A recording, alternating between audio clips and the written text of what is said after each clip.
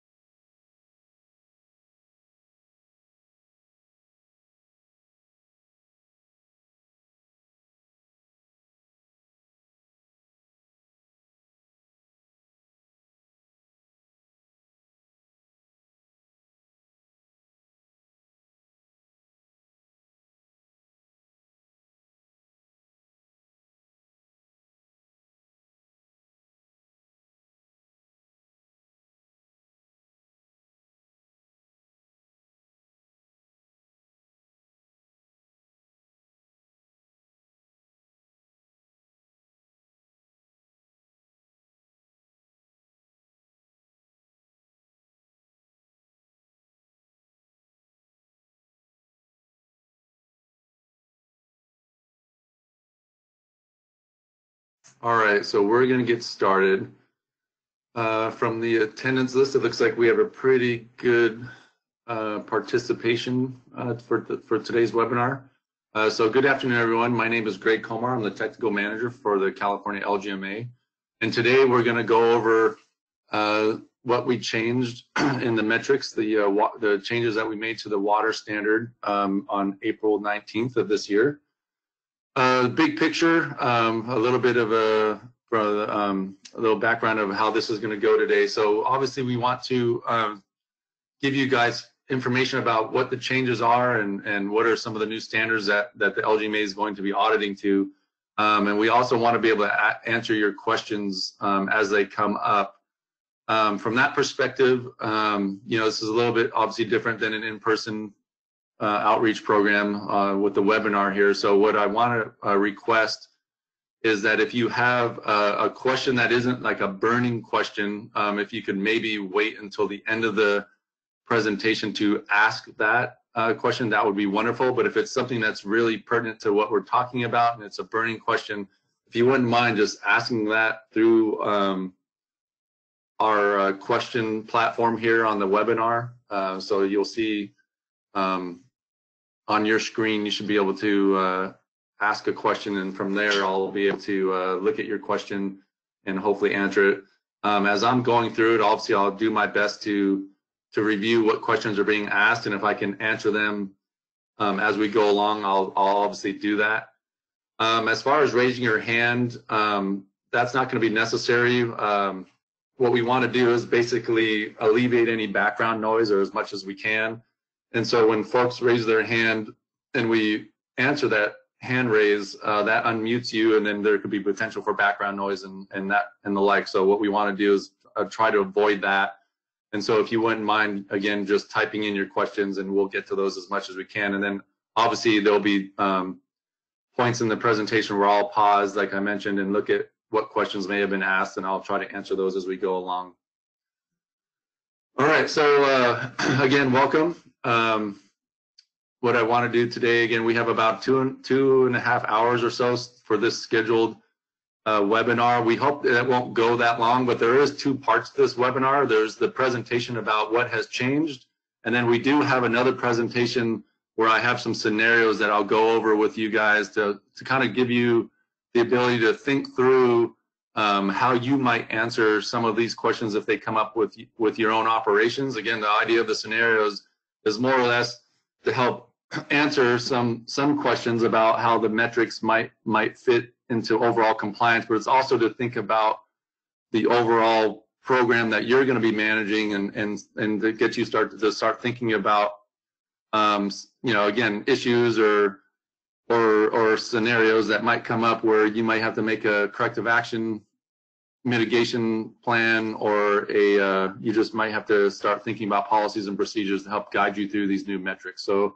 again, two-part program this afternoon, a presentation just about the changes themselves, and then another part regarding scenarios.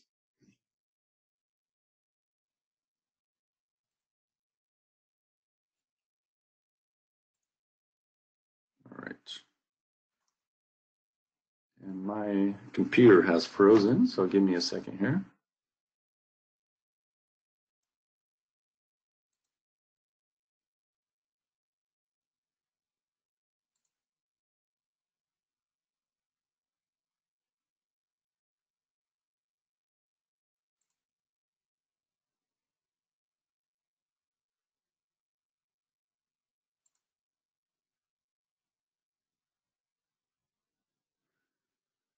So sorry guys, my computer has frozen. It's back in Amarachi's mode, so we're gonna try again. So I think I'm now the presenter again. Sorry, my screen froze, so I'm trying to assure that it's working here. Let's see, there we go. Thanks, Amarachi, for the swap for the change out. All right, so obviously the purpose of why we're here today is because there were some significant events from last year, the romaine outbreaks, that caused the industry to get together to review our practices and to look at what are some of the higher risk issues that came up during those environmental assessments and during those outbreak investigations from last year.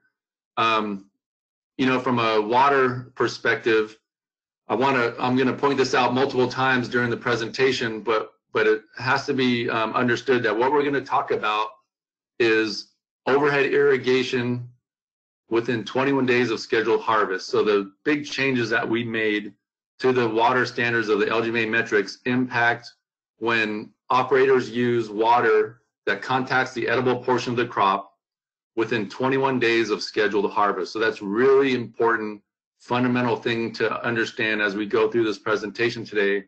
We really aren't talking about if you're using water for furrow irrigation or drip irrigation.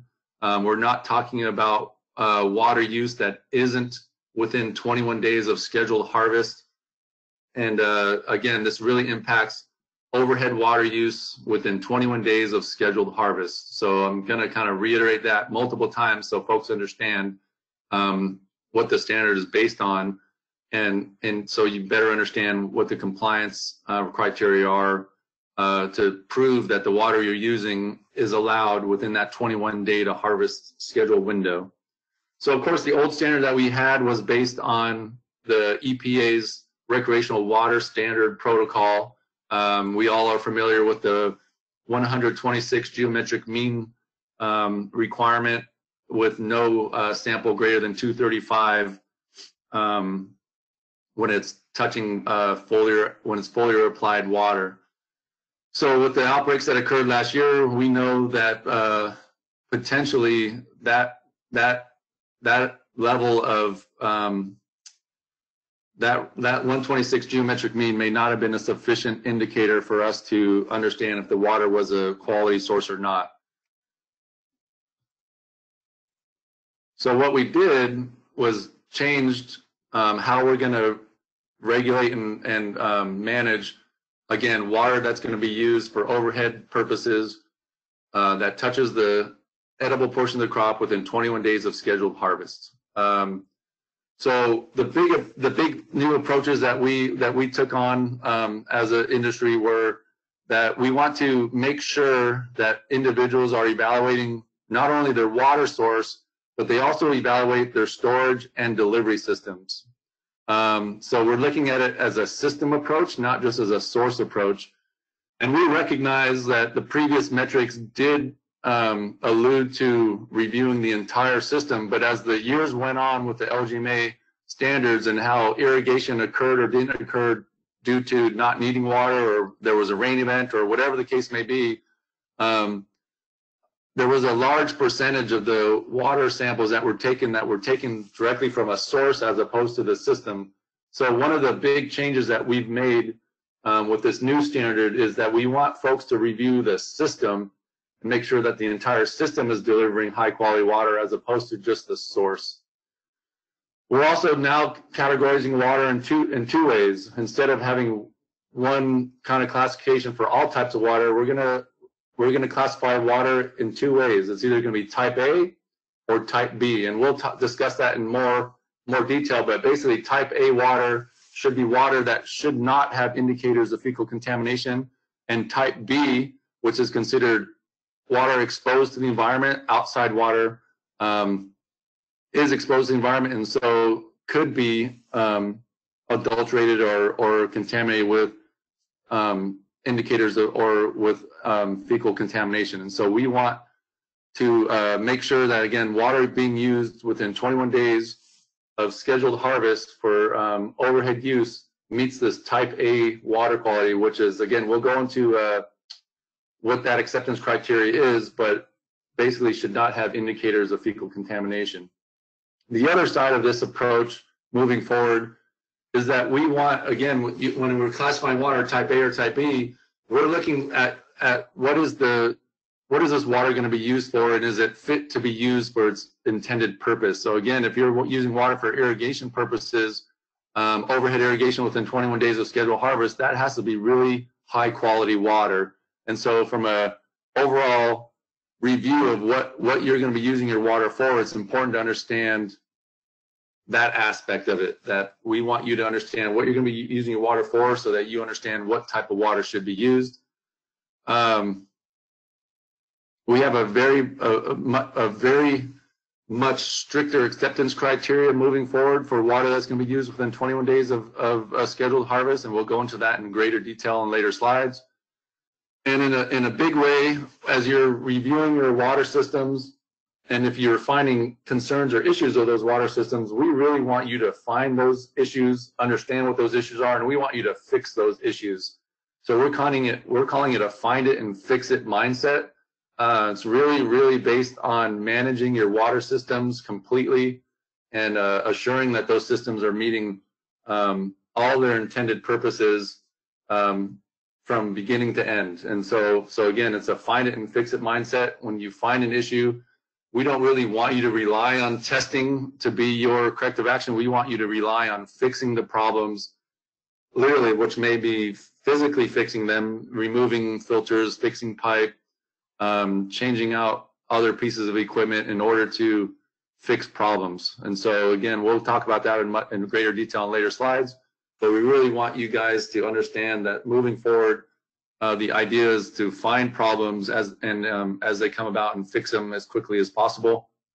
And then lastly, one of the biggest changes to this new standard is that we have, instead of just one indicator, generic E. coli, we now have 2 indicators, especially when you're treating water. We not only want you to look at generic E. coli, but we also want to look at total coliforms, and we'll talk about that more as we go through other slides.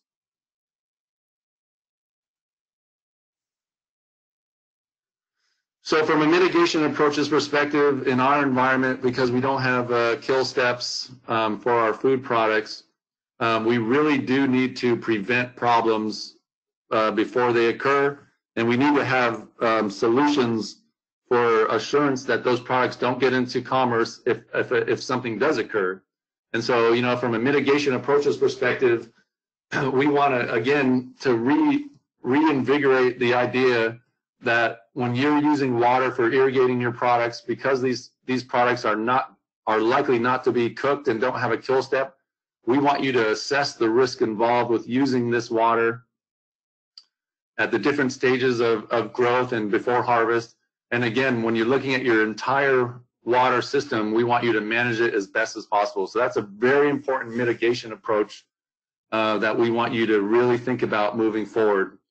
The other part of it is that we're going to not only ask you to really manage your water systems, but we're also going to ask you to assure that you're using high quality water within 21 days of scheduled harvest. So if you're someone that uses overhead sprinkle irrigated water systems, within a 21-day to scheduled harvest time frame, we really want to make sure that you're using type A quality water to irrigate those products. And the reason for that is because there's really good evidence to show that if you let the environment help you with bacterial die-off, there's a good opportunity that a large amount of pathogens may die off within a 21-day time period. You know, the sun, desiccation, UV, irradiation, all those types of things really do help with reducing the amount of potential bacteria or pathogenic bacteria that may be on your products. So we've incorporated this 21-day time period in the metrics, again, to assure that as you get closer to harvest, that you're really paying attention to the inputs that are going onto your products, water being the most important one in this idea, and that water is of very high quality before it's being put onto your product.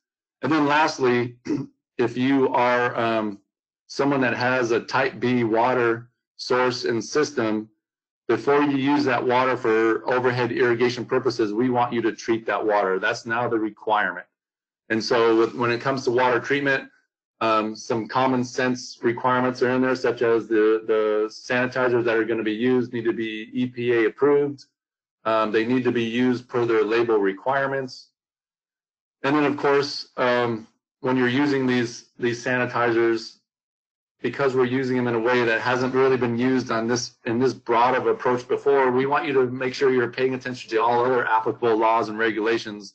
You know, these are environmental impact laws and regulations, but they could be also other laws and regulations, whether that's a human safety issue, an environmental conservation issue, water management issue, whatever the concerns are. We want to make sure that you understand what those concerns are, that you're managing all of those aspects as best you can. And so again, from a mitigation approaches perspective, you know, we've always asked folks to do risk assessments, but we're really going to want you to double down on that and look at your water systems more closely than you ever have before so you understand what those risks are. And we want you to manage all the pieces of your water system, and we'll explain that a little bit more in some other slides.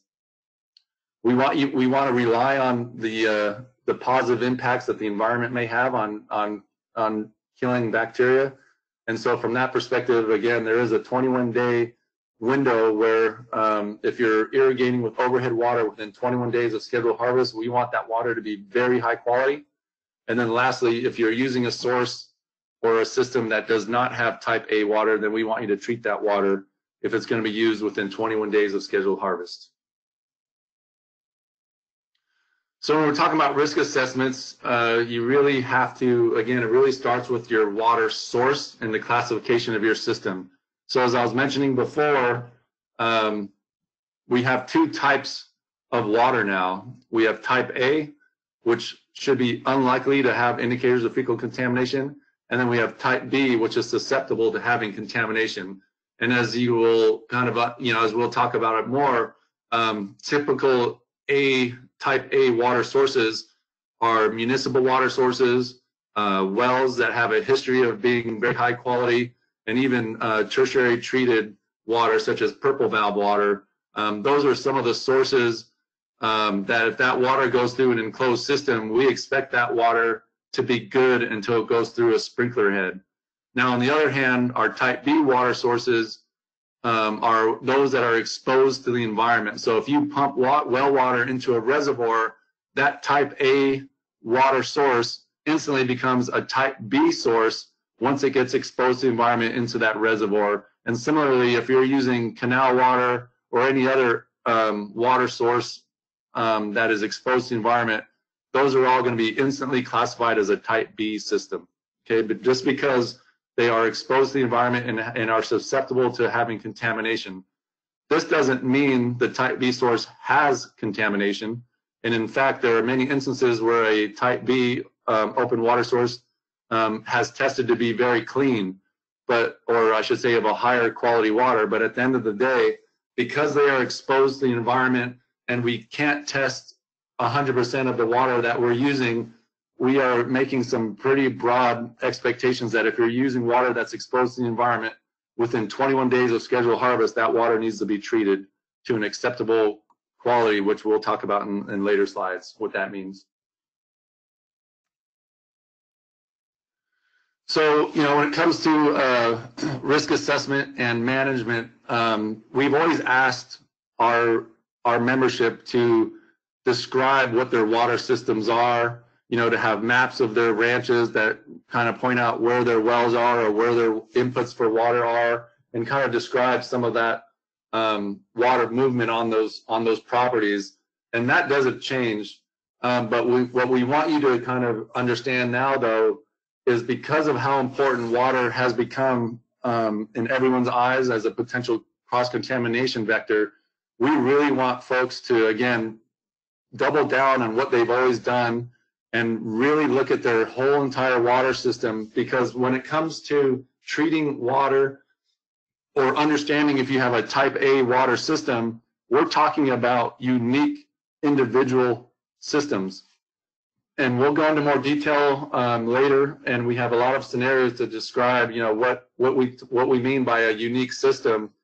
But when you're looking at your water system as a whole, regardless if it irrigates just one lot, one ranch, multiple ranches, whatever the case may be, we want you to understand the characteristics of that system so that you can manage every part of it that is within your control.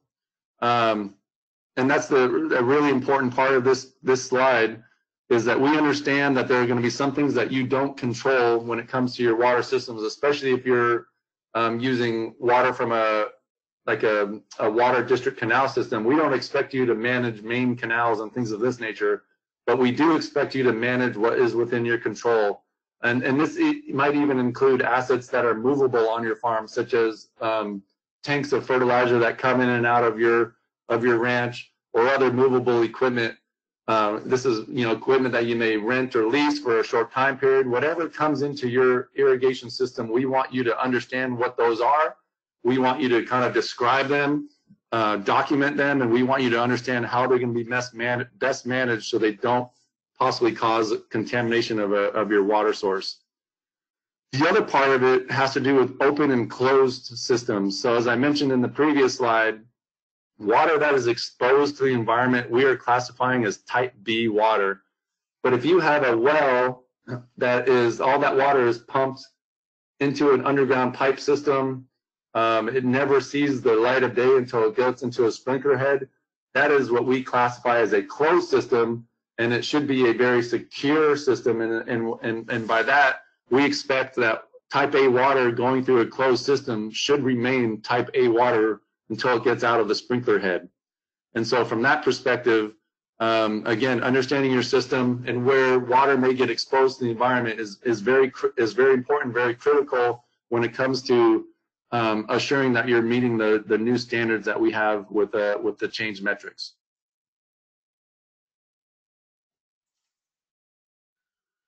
In the metrics, we have obviously a lot more detail regarding what is expected when you have a type A or type B water source and system, and what are the uses of that type of water, whether you're outside of the 21-day to schedule harvest window or you're within the 21-day to schedule harvest window. When it comes to applications of water within 21 days of scheduled harvest, if you have type A water, you can use that water for any purpose that you may need from an agricultural, business, or operations perspective. However, if you have type B water, you need to make sure that water is treated, it meets our requirement for type A water, and that you're testing that water for generic E. coli and total coliforms before it is applied to crop within 21 days of scheduled harvest. So this slide here, what it shows is, again, within 21 days of scheduled harvest, you can irrigate. If you're going to use water for irrigation, for pesticide spraying, or any aerial chemigation application, that water needs to be type A quality. And if your water does not meet type A quality, then if you look at the verbiage to the right, there's a column in the middle that says that water must be treated and tested to demonstrate treatment efficacy and compliance with microbial standards. So again, if you have type A water source and system, you can use that water for any purpose at any time. And all we're going to ask you to do is to assure that it meets type A water quality standards. And that's testing for generic E. coli. But if you have type B water and you want to use that water for overhead application purposes, that water, again, must be treated. And in this case, you're going to use tiered indicators, which is generic E. coli and total coliforms. Okay, and again, we'll have more slides later that kind of explain what the requirements are regarding that. Now, on the other side of it, if you are using water outside of this 21-day to schedule harvest window, as long as your water meets the old standard of geometric mean of 126 for generic E. coli and no sample greater than 235, you can actually use that water for any purpose up to that 21-day to schedule harvest window. So again, this top row on this slide shows, again, it says overhead use within greater than 21 days before scheduled harvest. You can use that water for any purpose as long as it meets the old standard of a geometric mean of 126 MPN and that it has no single sample greater than 235. So, we've had a lot of questions about this and a lot of conversations. This doesn't only relate to overhead irrigation water. This is for all purposes or uses of water. That if you're going to use type B water, you can use it for any purpose at any time. But if you're going to use that for overhead irrigation purposes, that it needs to be treated within that 21-day to schedule harvest window. Otherwise, it can be used for any purpose, just as the old standard allowed. For post-harvest water use and for food contact surface use, the old standard also applies. So we have not actually changed that standard at all. If you're going to use water for post-harvest use, it needs to meet the same EPA approval, similar to what was in the old standard, and you need to be able to demonstrate that it meets that same standard moving forward. But we did not effectively change any of the post-harvest water use requirements from the previous standard. Okay, so now let's get into some of the general requirements regarding how are we going to prove that we have a type A source and system. So when it comes to type A water, like we mentioned, it should be of a quality that should not have indicators of fecal contamination. How we're going to prove that throughout the entire system is in three ways. Okay, there's three general tests that you need to do, or three general data sets that you need to provide us that will prove that your water meets this type A requirement. So from a source perspective, what we want you to do is to conduct what's called a baseline assessment. Okay, a baseline assessment gives us the confidence that the water coming out of your source meets type A water quality standards. And like we mentioned before, the typical sources that we're talking about are municipal water sources, potable water sources, well sources, and tertiary treated water sources such as purple valve water on our central coast. Now, once you've proven that your source water meets type A quality, then we need you to do what's called a system check, and this is called an initial system assessment. So this is the middle wording here on this slide, and what that is basically what we want you to confirm is that as your type A quality water goes through all of your system, so this is your pipes and your filters and whatever else that the water may go through, and that it does not, and it's not exposed to the outside environment. Once this type A water source goes through your system, an enclosed system, that water quality should maintain high quality as it goes out the sprinkler head, right? So what this is again, the first one is we're testing the source to make sure that it meets microbial water quality requirements. As that water source goes through your system and it comes out the other end, that system has not degraded the quality of that water at all, or minimally to the point where it still meets our needs from a type A water quality standards perspective. And then lastly, we require at least one additional routine sample at some point during the season. Okay, so for type A distinct water systems, we require a one-time baseline assessment.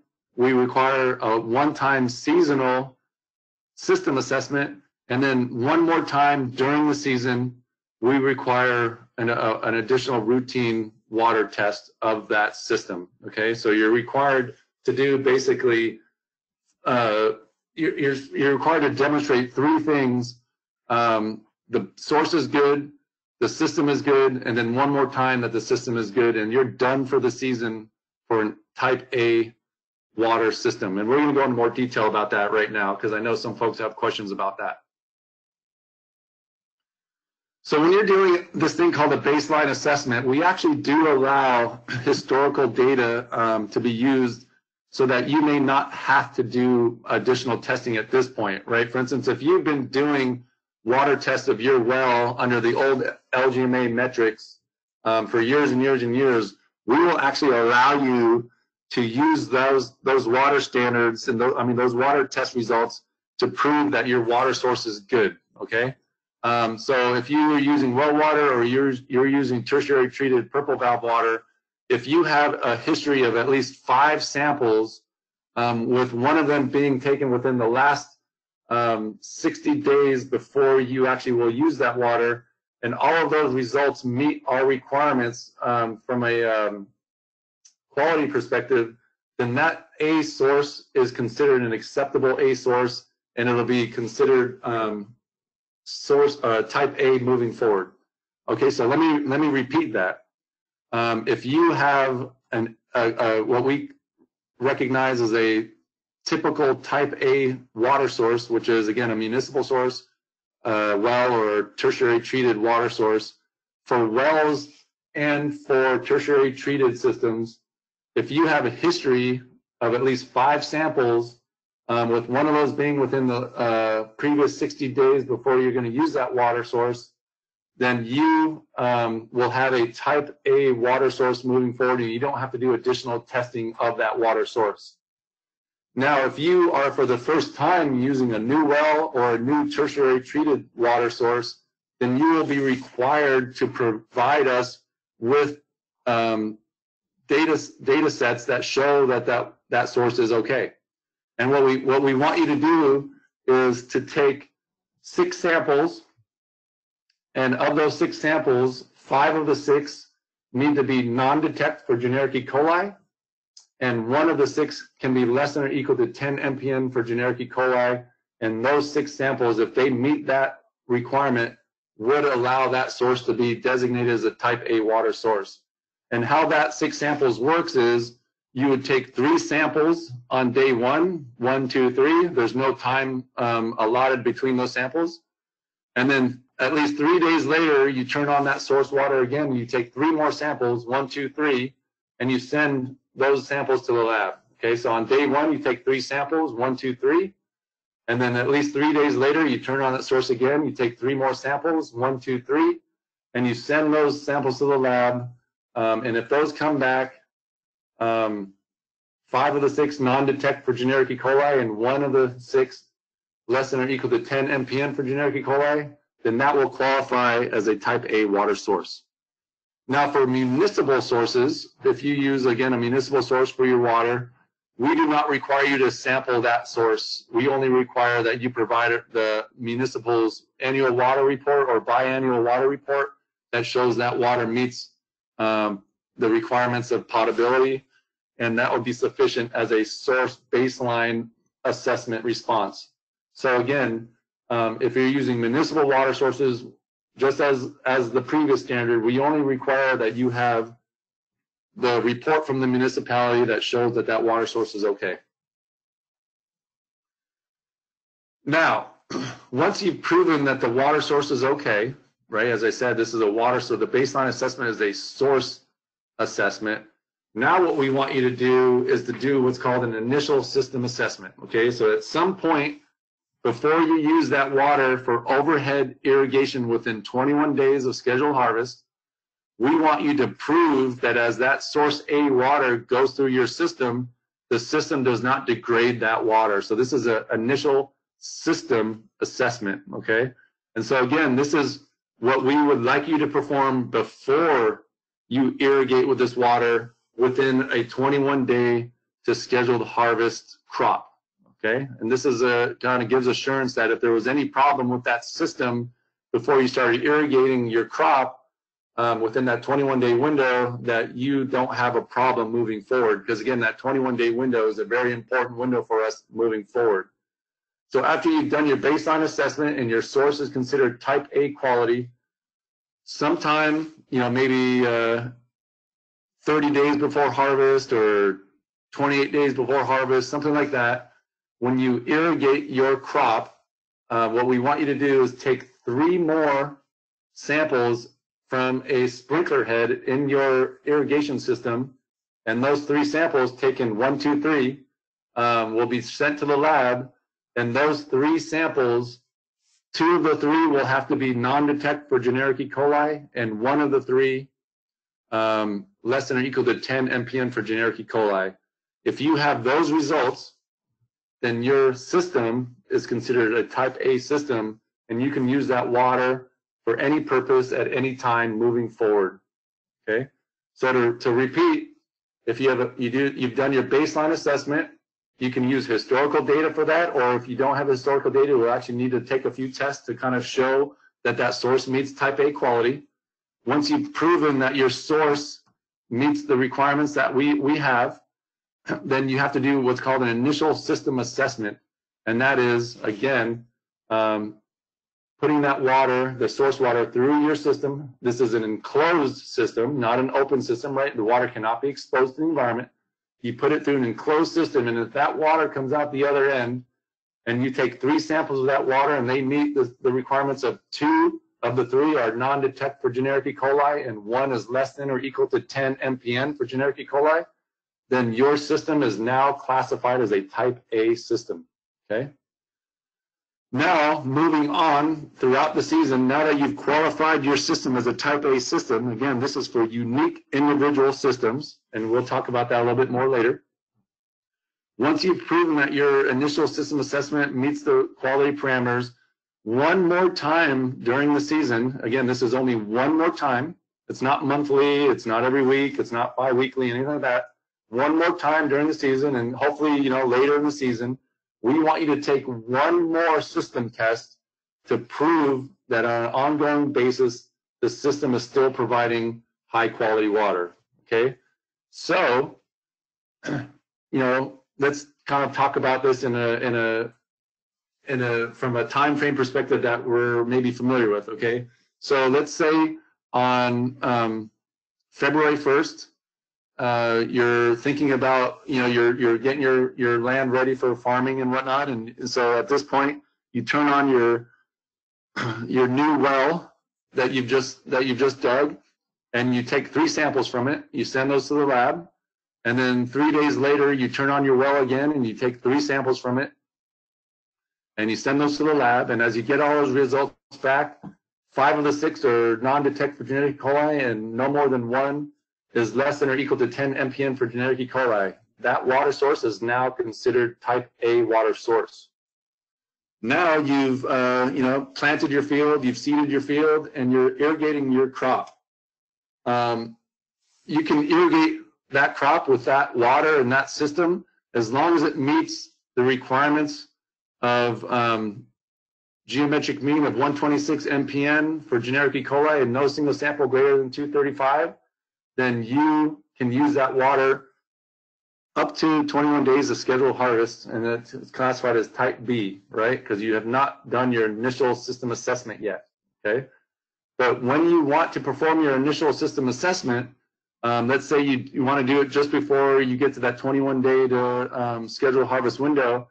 When you do an irrigation event, you have that water go through your system, and you take 3 samples, 1, 2, 3, and let's say that is on, your first water baseline assessment was on February 1st. Let's say 3 months later, so that's March, April, May. On May 1st, you do your initial system assessment, and you take 3 samples from it, okay?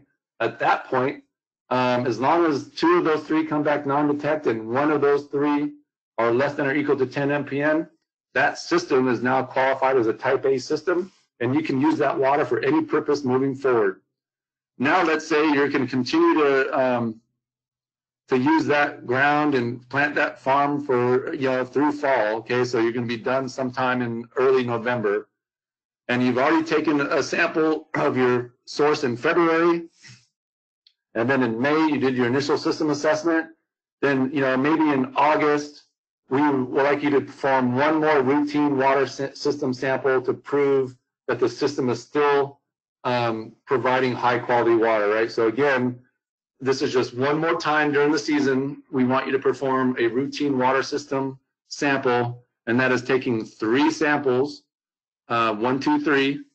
There's no time in between samples, and you send those to the lab, and if the results come back that 2 of the 3 are non-detect, and 1 of the 3 is less than or equal to 10 mpn generic E. coli, that system maintains its type A designation, and you can continue to use that water for any purpose moving forward, okay?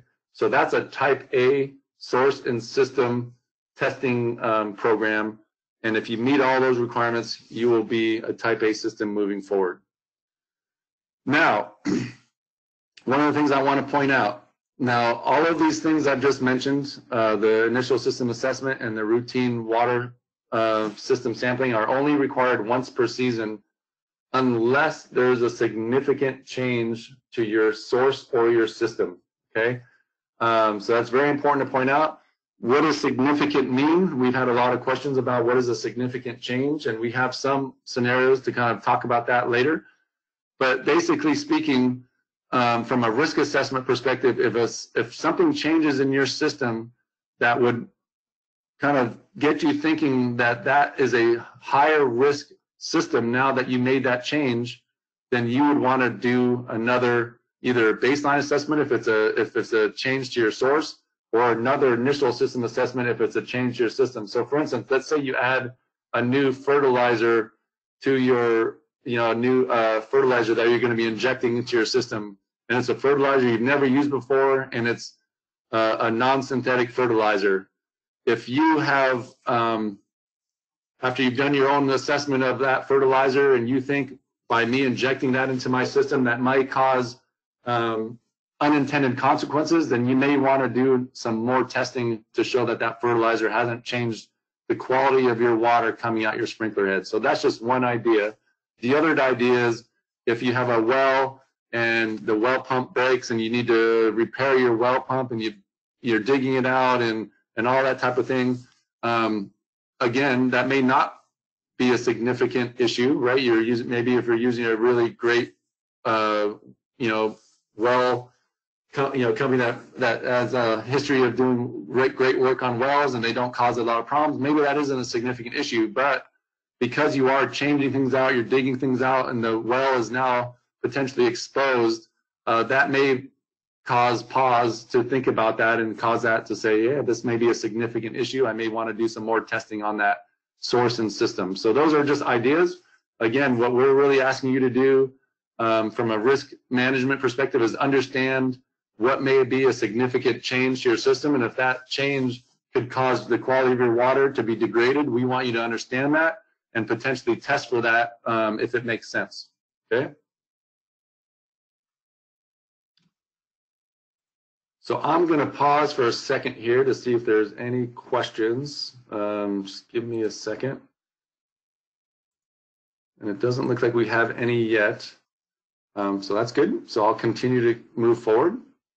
And as we go along, like I said, I'll pause. And if there's any questions, I will stop and we'll review those. Okay, so again, this standard, what we've changed, impacts water that is used for overhead purposes, predominantly irrigation, but it could be also pesticide use or other chemigation uses. So it's water to be used for overhead uses within 21 days of scheduled harvest. So this is what we're fundamentally talking about during this presentation. So when we're testing our type A systems, we're taking 3 samples per test. Recall in the past, we only had to take 1 sample per test. This is no longer the case. Okay, so when you're qualifying your source and system for type A, every time you do a sample, you're going to be taking 3 minimally 100 milliliter samples, and of those 3, 2 have to be non-detect for generic E. coli, and 1 less than or equal to 10 MPN for generic E. coli. Okay, so this is the minimum requirement: is 3 samples at any given testing time frame, and each 3 has to be a minimum of 100 milliliters in volume. This is the same for routine ongoing testing. So when you're doing type A systems, right, you've done your initial system assessment, which is 3 samples. And then later when you do your routine ongoing testing, you're also going to take 3 more samples, okay? So you're going to have 3 from your initial system assessment, and you're going to have 3 from your routine ongoing testing. However, one of the changes that we are asking you folks to do is when you're is to combine 2 of the 3 samples from your first initial system assessment. You're going to bring 2 of those from that test, and you're going to bring them to your 3 that you take on your routine test for a total of 5 samples. Okay, so ultimately you may be asking, where did this 3 and 5 come from? When we were reviewing our protocol for water testing and kind of the statistics around water testing, it's very clear from the fact that we had these outbreaks that when the FDA and other folks were doing their own water sampling, they were sampling with much higher volumes of water, and they were typically finding things that we weren't finding, okay?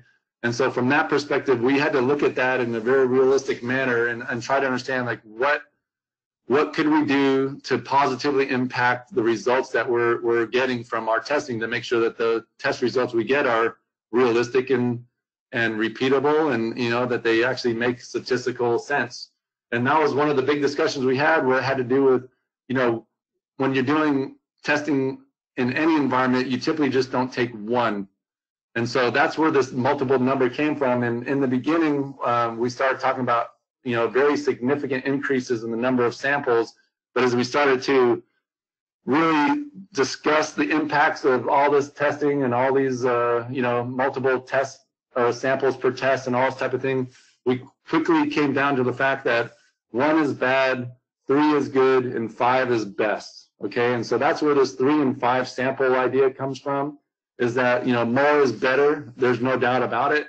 But we also don't want to have to make you guys take 5 samples all at one time on a continuous basis. And so what we allotted for was a combination effect where because we're not really doing an average anymore, we're doing actual results, and we want actual results that show predominantly that the type A water is of a non-detect standard.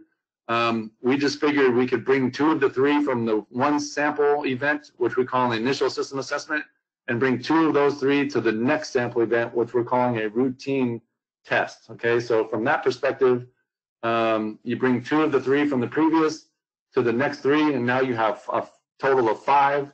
And of those 5, 4 of the 5 need to be non-detect for generic E. coli, and 1 can be less than or equal to 10 mpn per 100 milliliters of water. Okay, so that's the ongoing standard moving forward for type A water systems. Now, if you are using a type A system and you don't need any treatment, you do not need to test your water for total coliforms. You only have to test total coliforms if you're treating your water. And the idea behind testing coliforms for treated water is you understand the initial quality of your water, and you want to understand the efficacy of your treatment on the coliform number, because that will really indicate how effective your treatment is moving forward, because there's most likely going to be a lot more coliforms in your water than there will be generic E. coli. So again, from a efficacy of treatment perspective, we opted to include total coliforms as a test indicator, because this is going to really allow us to know if the treatment is effective at reducing the microload in that water. The standard that we went with for total coliforms is in your final samples, all of them should be less than 99 mpn per 100 milliliter, or they should achieve an acceptable log reduction, which is considered a minimum of 2 log reduction. So if you were to have a quality of water that had a lot of total coliforms in it, and your treatment cannot effectively meet that less than 99 mpn standard, we will accept a log reduction of at least 2 minimally, but your generic E. coli requirements of non-detect and less than or equal to 10 mpn will still be in effect, right? And so again, we are making some allotment for this total coliform amount. If you have a quality of water where your sanitizer may not be able to reduce the total coliform to less than 99, but we will expect at least a 2 log reduction in total coliforms. But all of your samples, if you have 3 samples, 2 of the 3 need to be non-detect and 1 less than or equal to 10. Or if you're combining samples and you have 5, the 4 have to be non-detect and 1 less than or equal to 10. So again, that generic E. coli requirement to classify your water as type A does not change. But from a total coliform perspective, if you realistically cannot meet that less than 99 mpn standard, we expect at least a 2 log reduction, with the hopes that you're continually trying to improve your system and your treatment system so that it eventually will meet this less than 99 mpn standard. That is going to be your test and your goal moving forward as we continue to treat as an industry. If you're not meeting all of these numerical requirements, we expect you to continue to work on your systems to try to meet them at some point in the future. But right now, we understand that because we're new to this as an industry, the expectation to always meet that less than 99 mpn standard may not be realistic at this time.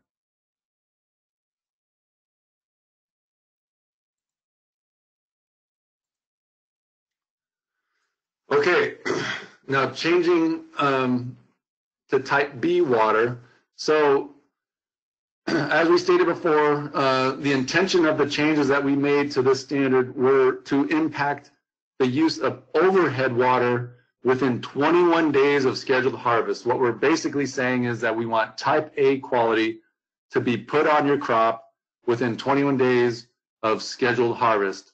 Now, if you are never using overhead irrigation, so for instance, if you always use drip or you always use furrow or whatever the case may be, if your water never touches the edible portion of the crop, then you can use the type B standard, which is our old standard. Okay, our old standard was on a monthly basis. You take 1 sample, and then eventually you have to have a 5 sample geometric mean if you can get there. So if if your season is 5 months or longer, you'd have this 5-sample geometric mean of 126 mpn per 100 mil with no single sample greater than 235. Okay, so to reiterate, if you are not using water for overhead irrigation within 21 days of scheduled harvest, then you can use that water for any purpose, and all you have to do is meet the old requirement that we always had. And again, if you are using an outdoor source, a source of water that's exposed to the environment, you have to test that water, no more than 60 days before its first use. And then from moving forward, it's on a monthly sampling protocol, 1 sample a month. And as you move along, we expect that your geometric mean will be 126 with no single sample greater than 235. And that's the standard, so it doesn't change. Okay, so now what we're going to talk about is treatment.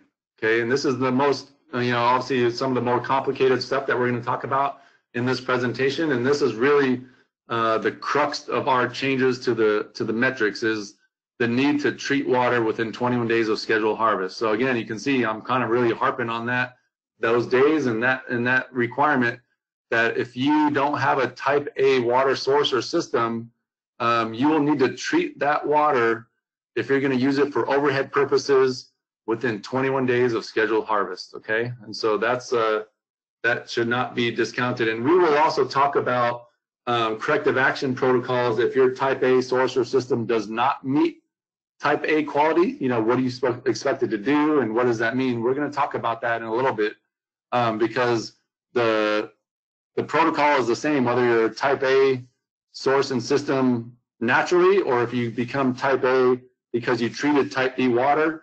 The corrective action programs are in essence very identical for how you're going to correct those issues, and then how you're going to move forward with potentially harvesting crop if you have a hiccup in your system.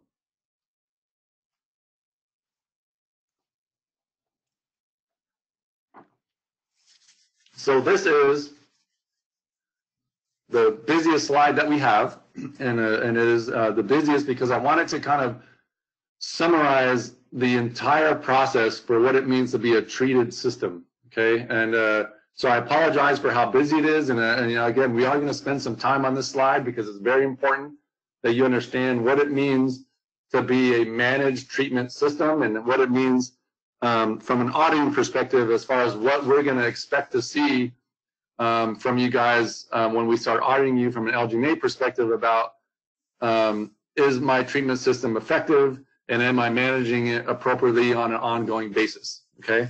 And so again, this is what this busy slide is about, and so let's get started. So when we talked about type A water systems and sources, there was 3 things that you needed to do, right? You needed to do what's called a baseline assessment that said the source is okay, that meets type A quality parameters. And then at some point before you irrigate a 21-day to scheduled harvest crop, that you had to do a system assessment, right? Which is putting that source water through the system, and you test the water at the end of a sprinkler head and show that the system didn't degrade the quality of that water. And then moving forward, you do at least one more routine test of that system. Well, for treatment of water, if you have type B water, we know you have water that's potentially going to be contaminated, right? Because it's exposed to the environment and it's classified as type B. So we do not require you to do a baseline assessment.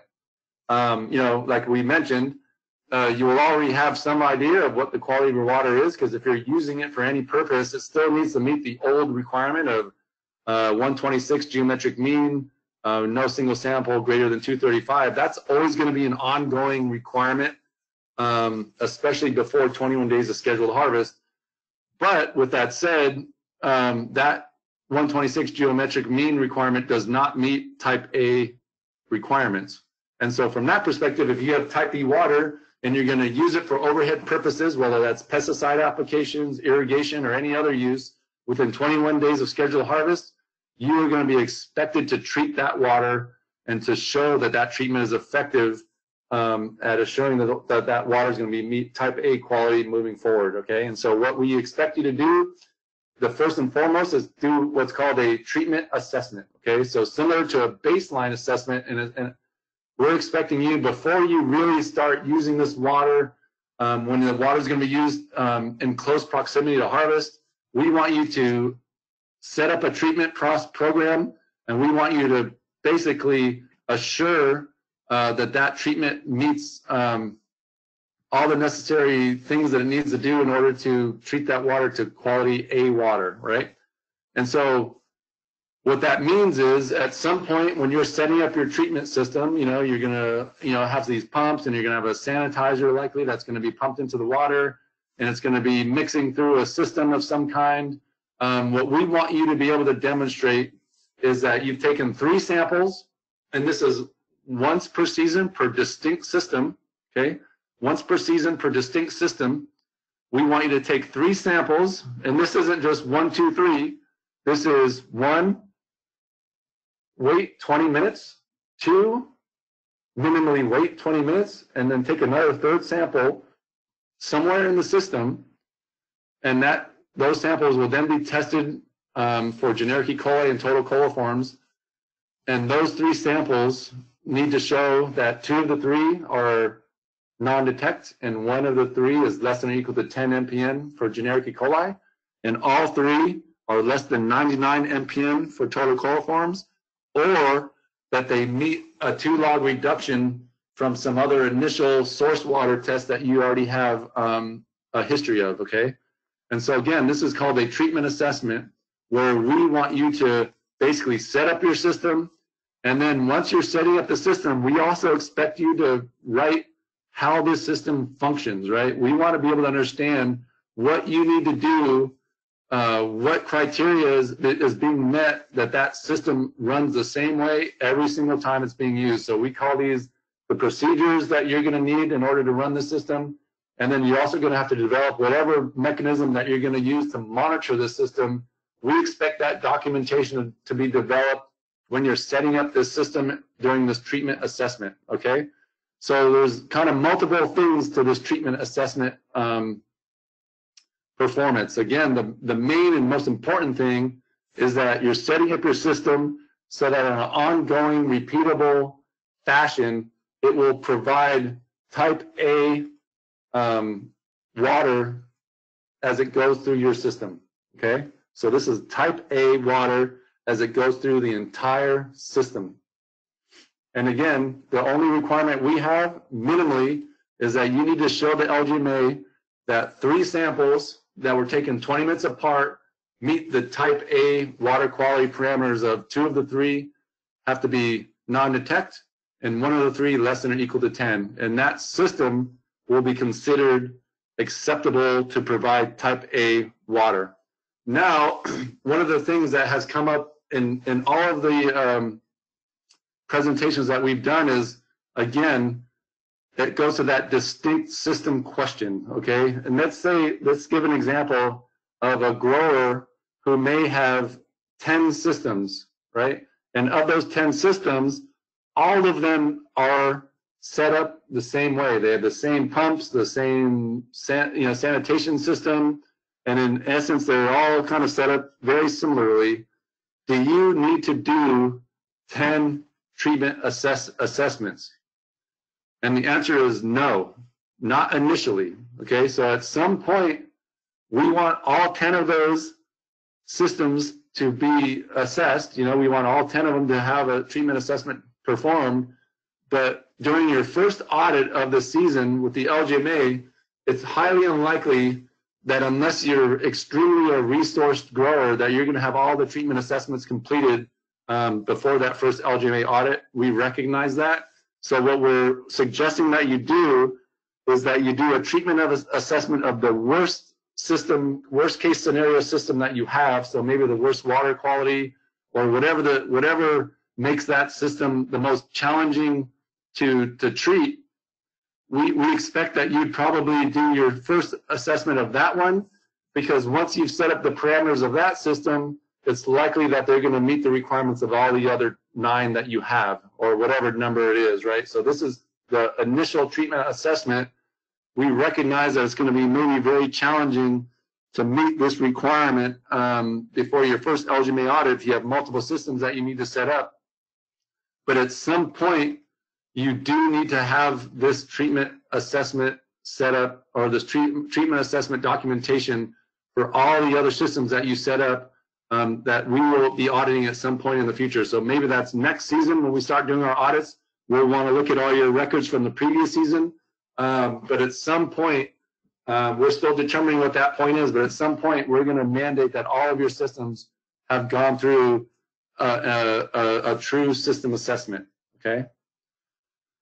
So the next part of your kind of system review is similarly to the A-type water, is once you've set up your treatment and you know that the quality of water is of type A quality, we want you to put that water through your entire irrigation system to determine if that system is degrading that water for any reason, okay?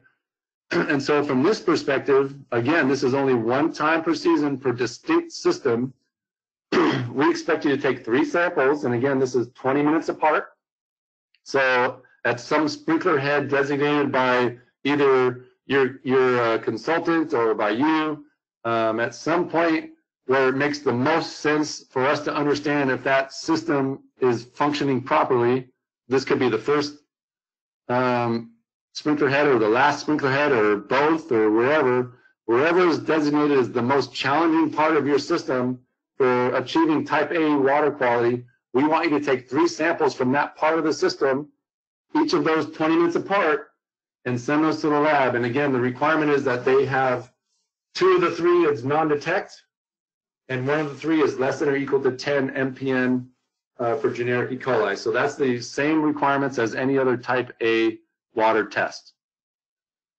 Okay, so what you've done so far is you've performed a treatment assessment, which is setting up your treatment system. You've taken 3 samples at some point when you think the system is set up properly. All those are taken 20 minutes apart. And once you've done that, you send them to the lab, and 2 of the 3 are non-detect, and 1 of the 3 is less than or equal to 10 MPN for generic E. coli, and all 3 are less than 99 for total coliform, or at least a 2-log reduction. That treatment is considered effective. Now you do perform an initial system assessment, and it's the same thing as the type A water system, is that you're testing the system to show that the system is not impacting the quality of the water as you're treating it, okay? And so again, at some place in the system, and this is for each distinct system, you're taking 3 samples, all of them 20 minutes apart, and 2 of the 3 have to be non-detect for generic E. coli, 1 of the 3 less than or equal to 10 MPN for generic E. coli, and all 3 have to be less than 99 MPN for total coliform, or demonstrate at least a 2-log reduction from your initial water quality. So that's the requirements for the initial system assessment. This is only 1 time per season per system. Now, one of the most important things that you're going to be doing from the perspective of being able to demonstrate to the LGMA that your system is working on a continual basis is that every time you fire up this treatment system and you're irrigating with it, that you need to monitor the quality of the water coming out of that system using whatever parameter you deem as the most efficient and effective to be able to demonstrate it's working. And so that goes back to the treatment assessment idea, where you will have the ability to document what you're doing, you know, why you're doing what you're doing, the ppm and sanitizer amounts, the RPMs of your equipment, whatever is going to be able to demonstrate that your system is working. When you monitor that system, we expect you to show that it's still working on an ongoing basis. Okay, so this is really, really important moving forward. Every time you fire up these systems, we expect some semblance of monitoring to be occurring so that you can demonstrate that that system is functioning properly. So whether that's a test strip for chlorine level or pH, or again, there's a log that says the system was turned on in a certain fashion so that it meets the requirements. Whatever those parameters are, we don't have specificity, you know, we don't have a specific way that we want you to address that. It's going to be very system dependent. But on an ongoing basis, we expect you to demonstrate that the system is functioning properly. Okay, so we have some questions. Let me go to the beginning. So I apologize for taking a little bit of time to answer them. So we'll get to some questions real fast. One of the questions asks, where do we get the water report for municipal water?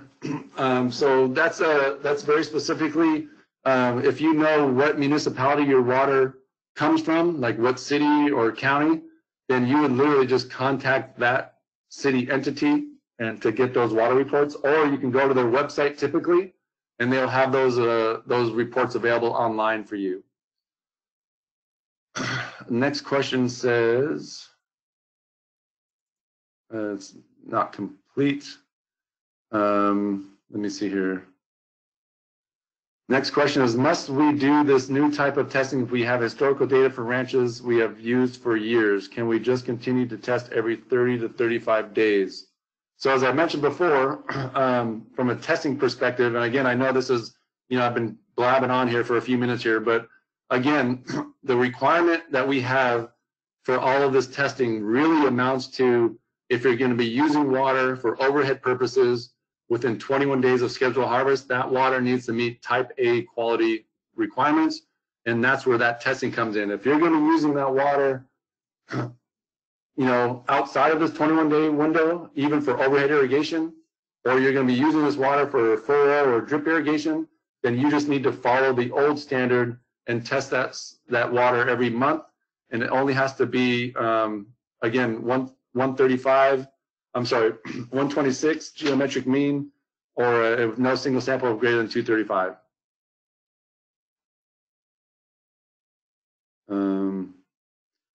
The next question is 1 MPN for 100 mil for E. coli, is that negative for E. coli, or does the Primus Lab report need to be restated to comply?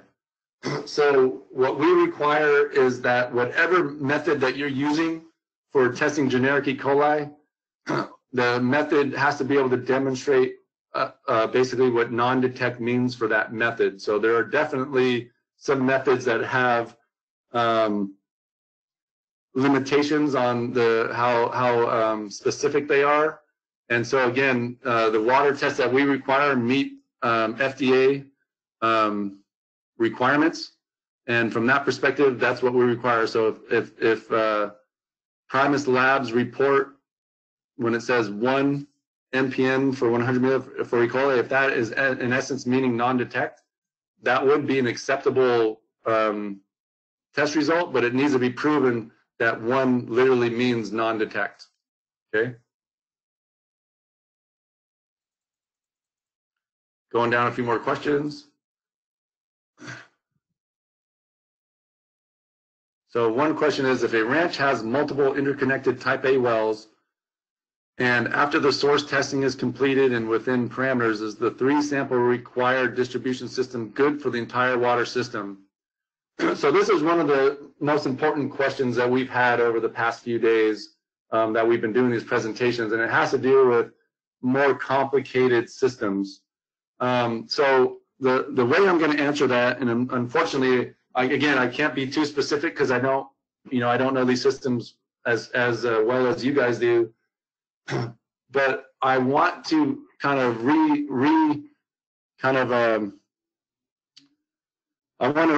restate that when you guys do your system analysis at the beginning of the season, you have this map and it kind of outlines like what the system is, and you've been able to kind of outline all the different parts of your system.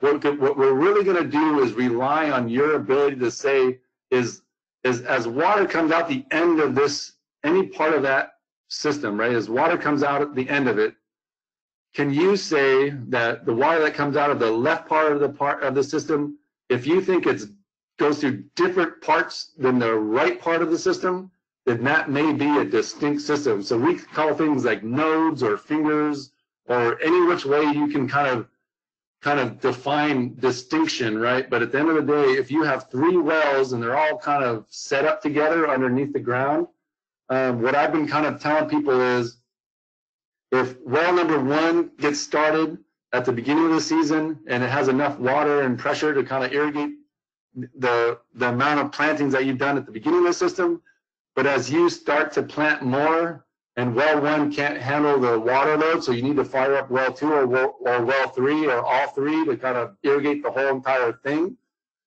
If you fire up number 1 by itself, and then when you add number 3 to number 1, if it goes through new pipe, that's a distinct system. If 1 and 2 added together go through different pipe than what number 3 is, then that's a distinct system, right? Because it goes through different pipe.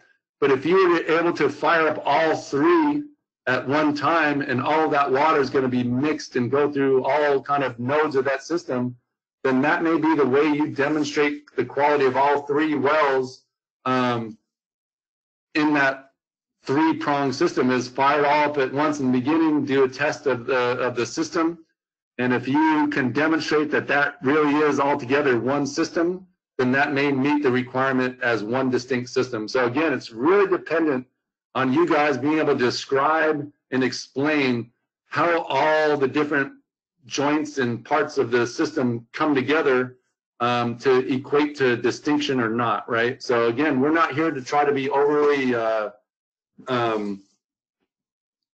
not prescriptive, but we're not here to just like make things overly complicated. But what we're really trying to do is understand that if water goes through a unique part of your water system, we want to make sure that that unique part of the water system doesn't have any like deleterious impact on your water quality, right? And so that's the big take-home message, is based on this description, again, 3 wells all together in the ground.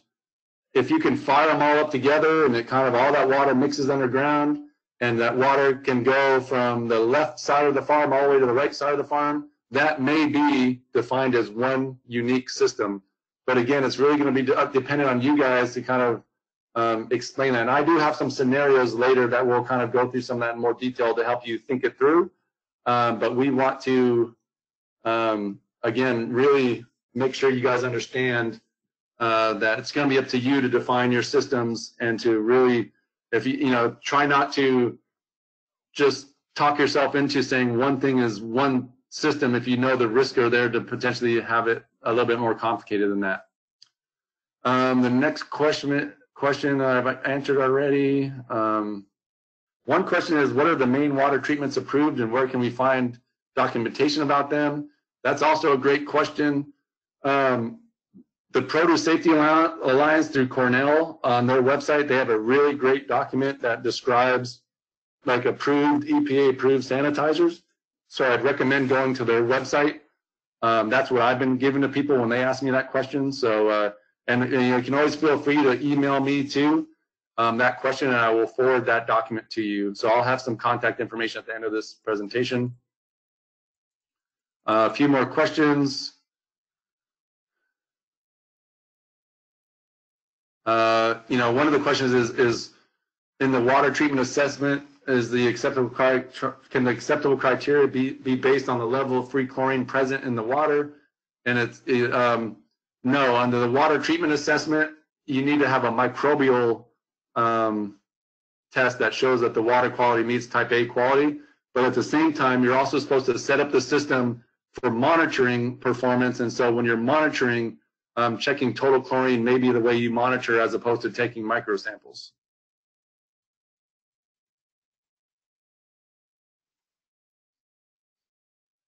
One person asked, to summarize, how many total samples should we be taking if we're treating? That's a great question, right? It really goes to how long your season is and all these other things, and we'll go into that. I'm not done with this particular slide yet, so we'll go into some of those scenarios in a minute. But to put it lightly, there's going to be no doubt that if you're treating water, you're going to be taking more samples than you have in the past. But the total amount is hard to tell, and it's really going to be based on some perspective of how long your season is and some other things that I'll go into here in a minute. Okay. So one question said, on table D1 for type B, it says you need to collect and test 3 samples. is that an error? That was an error. So we recently caught that. I haven't actually, unfortunately, have been training about that as well. But it is for type B water. If you're going to be using this type B water, you only need to take 1 sample per sampling event, not 3. All right, so that's all the questions I'm going to answer for now. Let's continue on, and then I will get to some more of these after. All right.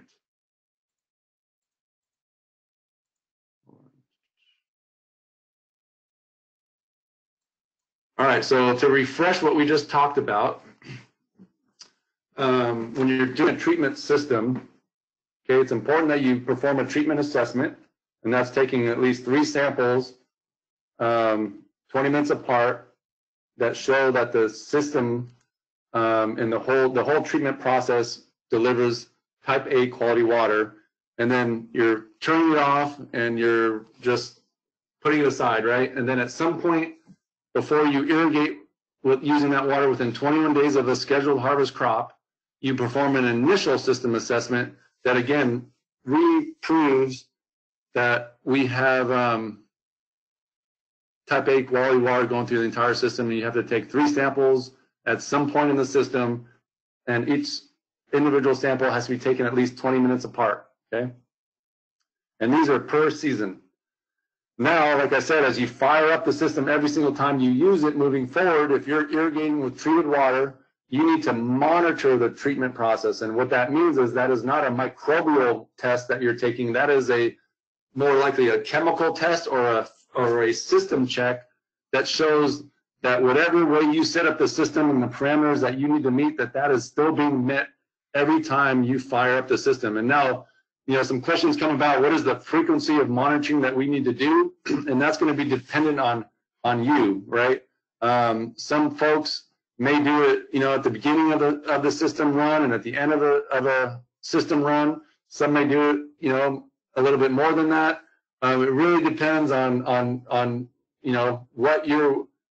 it really depends on how much you're willing to what you're willing to do if the monitoring doesn't work out well, right? So again, monitoring is a really important factor in showing that you're putting type A water on your crop within 21 days of scheduled harvest.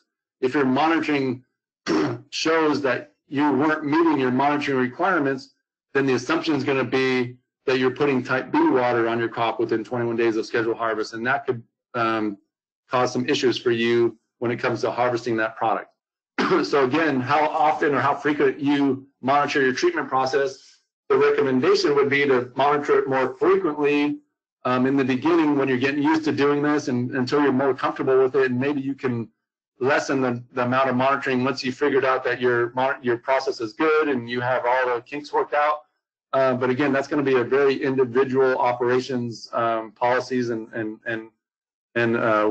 frequency development schedule. Now, similar to type B water, we do still expect ongoing monthly routine water sampling, right? And this is for microorganisms. And again, this goes to the fact that we're now treating our water, and we want to be very assured that our treatment is working throughout an entire season, as seasonal variations in water quality might happen, right? So again, if you're using a reservoir to store your water, and as the season progresses, there may be more algae in that water, there's more potential for temperature issues to cause changes in that water quality, maybe there's more animal intrusion opportunities. So whatever reason water quality may change throughout the season for an open water source is why we want you to continue to test the water for microorganisms and to show that water is still meeting type A quality parameters. Again, just because this is the first time as an industry we're treating, and we just want to be very assured that water is still type A quality as it moves through your systems from the beginning of the season to the end. Now, when it comes to testing and the amount of samples that you need to take, it's going to depend, and it's going to depend on 2 factors. When you're doing monthly sampling of water, and let's say again, your monthly schedule is on the 1st of every month, if you're doing a water sample on the 1st of the month, and if that water that you're using, that treated water that you're using, is irrigating a crop that is within a 21-day to schedule harvest window, that means it's very close to being harvested, we actually want you to take 2 3-sample tests, okay? So that's 6 total samples we want you to take during that sampling month, okay? And why we want you to do that is, again, it has to do with the fact that now we're very close to harvest, and as we get closer to harvest, if there was any issue with your treatment system, we want to know that before you harvest the product so that you can make decisions about what to do with that product in the event the treatment wasn't effective, right? And so again, you're going to take 3 to 6 samples per month, depending if that crop is within 21 days of harvest or not. So again, let's go back. If you're on a monthly schedule and on the 1st of the month, you're irrigating a crop that is not within 21 days of scheduled harvest, that means you are not too close to harvest date.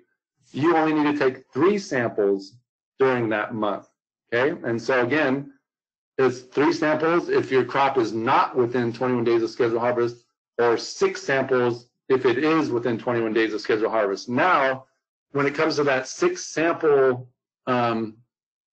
amount, what you're going to do is you're going to take 3 at the 1st of the month, and then you're going to wait at least 3 days until you do your next irrigation, and you're going to take at least 3 more samples, okay? So we do have a time period that we want you to wait when you are irrigating within a 21-day to schedule harvest crop, okay? So again, to reiterate, you're taking a total of 6 samples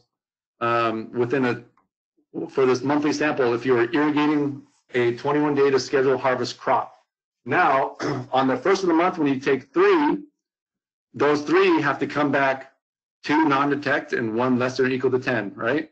And then at least 3 days later, you take another 3 samples. What you're going to do is you're going to bring up 2 of the 3 from the first 3 samples, and you're going to combine them with the next 3 to make a total of 5. And of those 5, you then have to have 4 of the 5 non-detect for generic E. coli and 1 less than or equal to 10 MPN for generic E. coli, okay? And of course, because you're treating, all of those samples must be less than 99 MPN for total coliforms, or must have a demonstrated log reduction.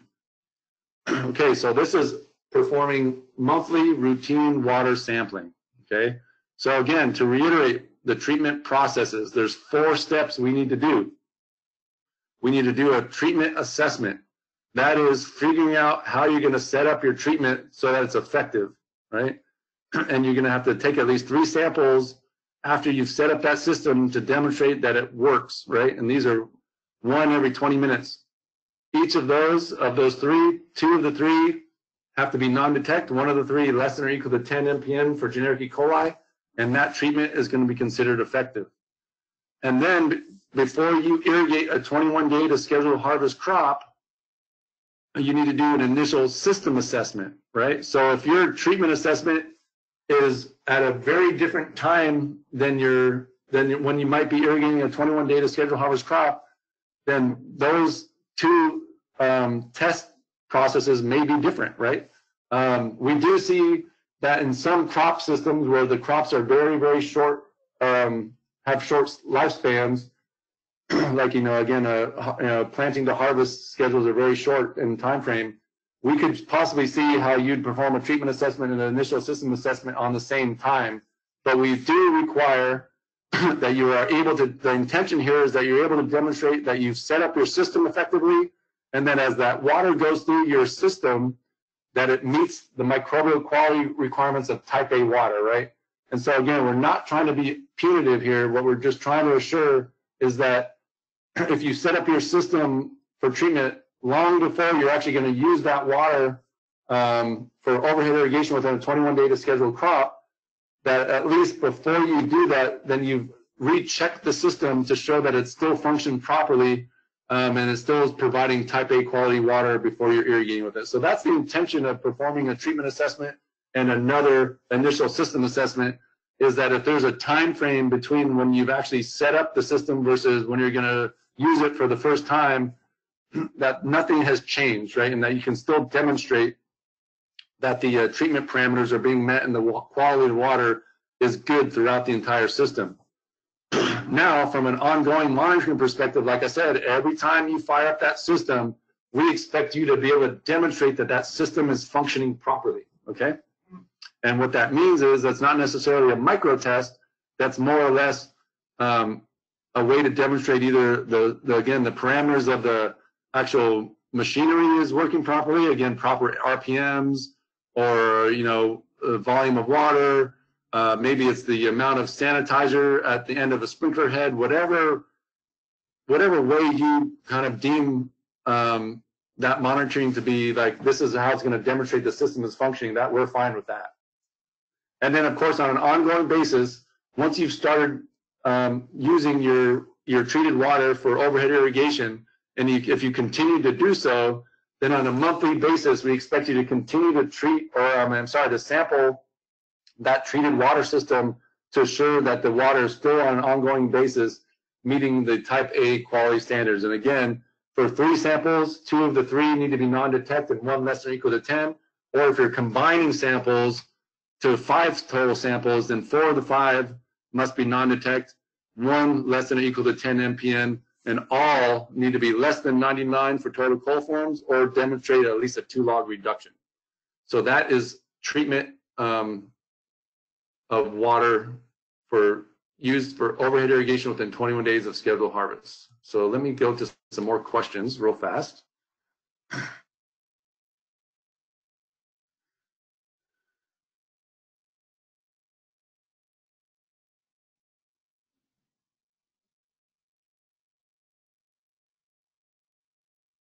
So I'm just going through some questions here. If I've already answered them, then I'm not going to read those out. So I'm just going through some. So just give me a moment here. And when I come up to a question that I don't think has been answered, I'll read that to the group and answer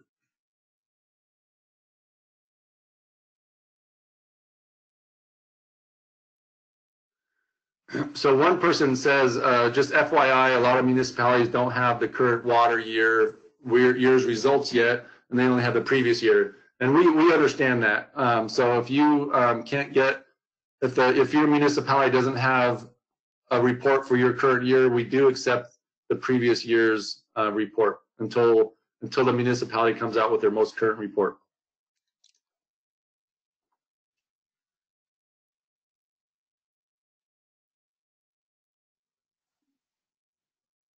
One question is about ultraviolet UV disinfection or ozone.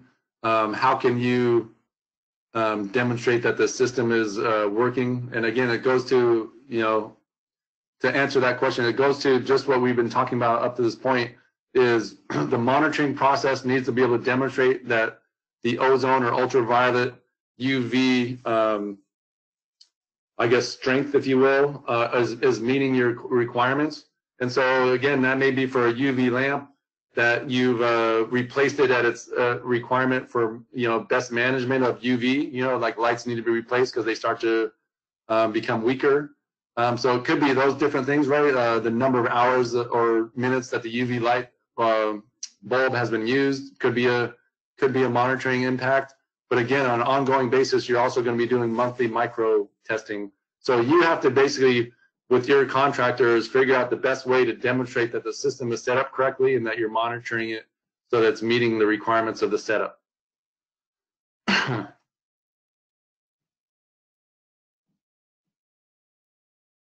So this is a good question. If we only need to irrigate for 15 minutes and do not need to continue, are we still expected to test it 3 times with 20 minutes in between?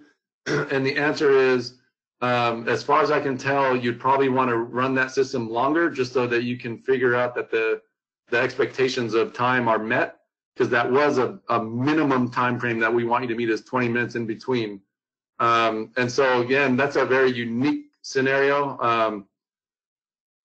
If you're only irrigating for 15 minutes with treated water, you still need to be able to demonstrate that the system is set up to meet your irrigation needs.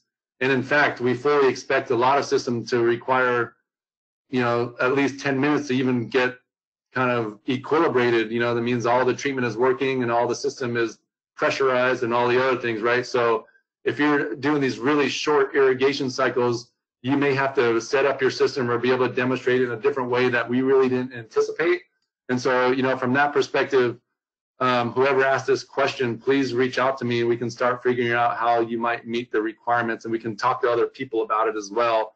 Because again, the issue here isn't to be onerous or punitive. It's really for us to know that if you're using type B water within 21 days of scheduled harvest, that water meets type A quality parameters. And so again, the parameters we set up are really, we can't think of every scenario, and this is a scenario that I don't think we really anticipated, such short uses of water. But at the end of the day, we just need to make sure that water quality meets the requirements if it's being used within 21 days of scheduled harvest. So we can kind of, as an industry, talk through scenarios like that.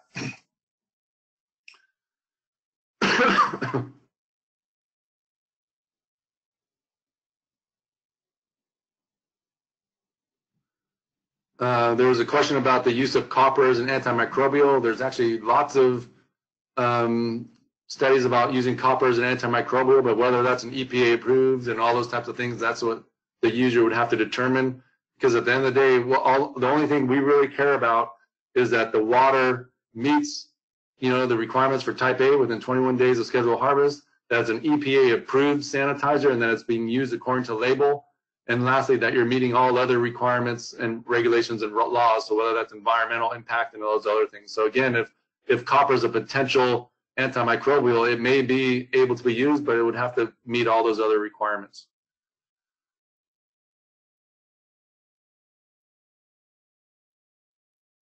One question says, will we be going over how to test monitor type A water and hydrovac for cooling? And that it would be considered post-harvest water use, which we did not change. And so whatever the requirements were before for the use of water in a hydrovac or for post-harvest has not changed from the last update of the metrics.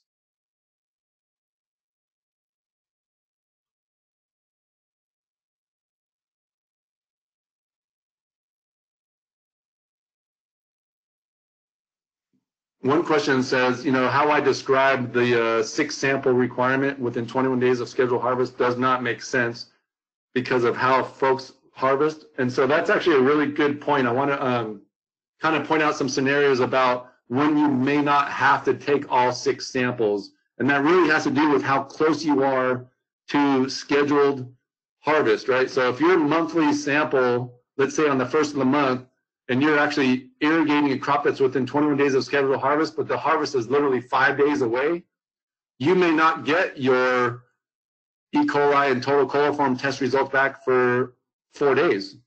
And so in this case, you would not be expected to do another test, right? And the way we look at that is, as long as you have a policy in place that says, I will not be doing a second test within X days of a harvest because of the potential that I may not get the test results back in time, we would be okay with that, right? So again, you can't be over cautious and say, well, I may not get my test results back within 21 days, so I'm not going to test. That's not what we're talking about. But if you reasonably know that you won't be able to get your test results back to make a decision about the harvestable portions of your crop that are impacted by irrigation water, then yeah, we don't expect you to wait to harvest in order to wait for a test result. That's not what we're saying. And that's not definitely something that we would expect you to do. Again, this isn't meant to be punitive or onerous. It's meant to, as best you can, know what the quality of your water is within 21 days of scheduled harvest. But because there are these logistical challenges of getting your test results back in enough time to make decisions, we understand that you may not be able to do all 6 tests or whatever the case may be. So keep that in mind as you start developing your own procedures and policies. We expect you to be practical and realistic, right? Because if your water tests don't meet the requirements, and we're going to talk about corrective actions here in a minute, if they don't meet the requirements, you're going to have to do other things in order to be able to harvest that product. And so we'll talk about that, but that's going to take more time and potentially more testing. So we'll go over that here in a second.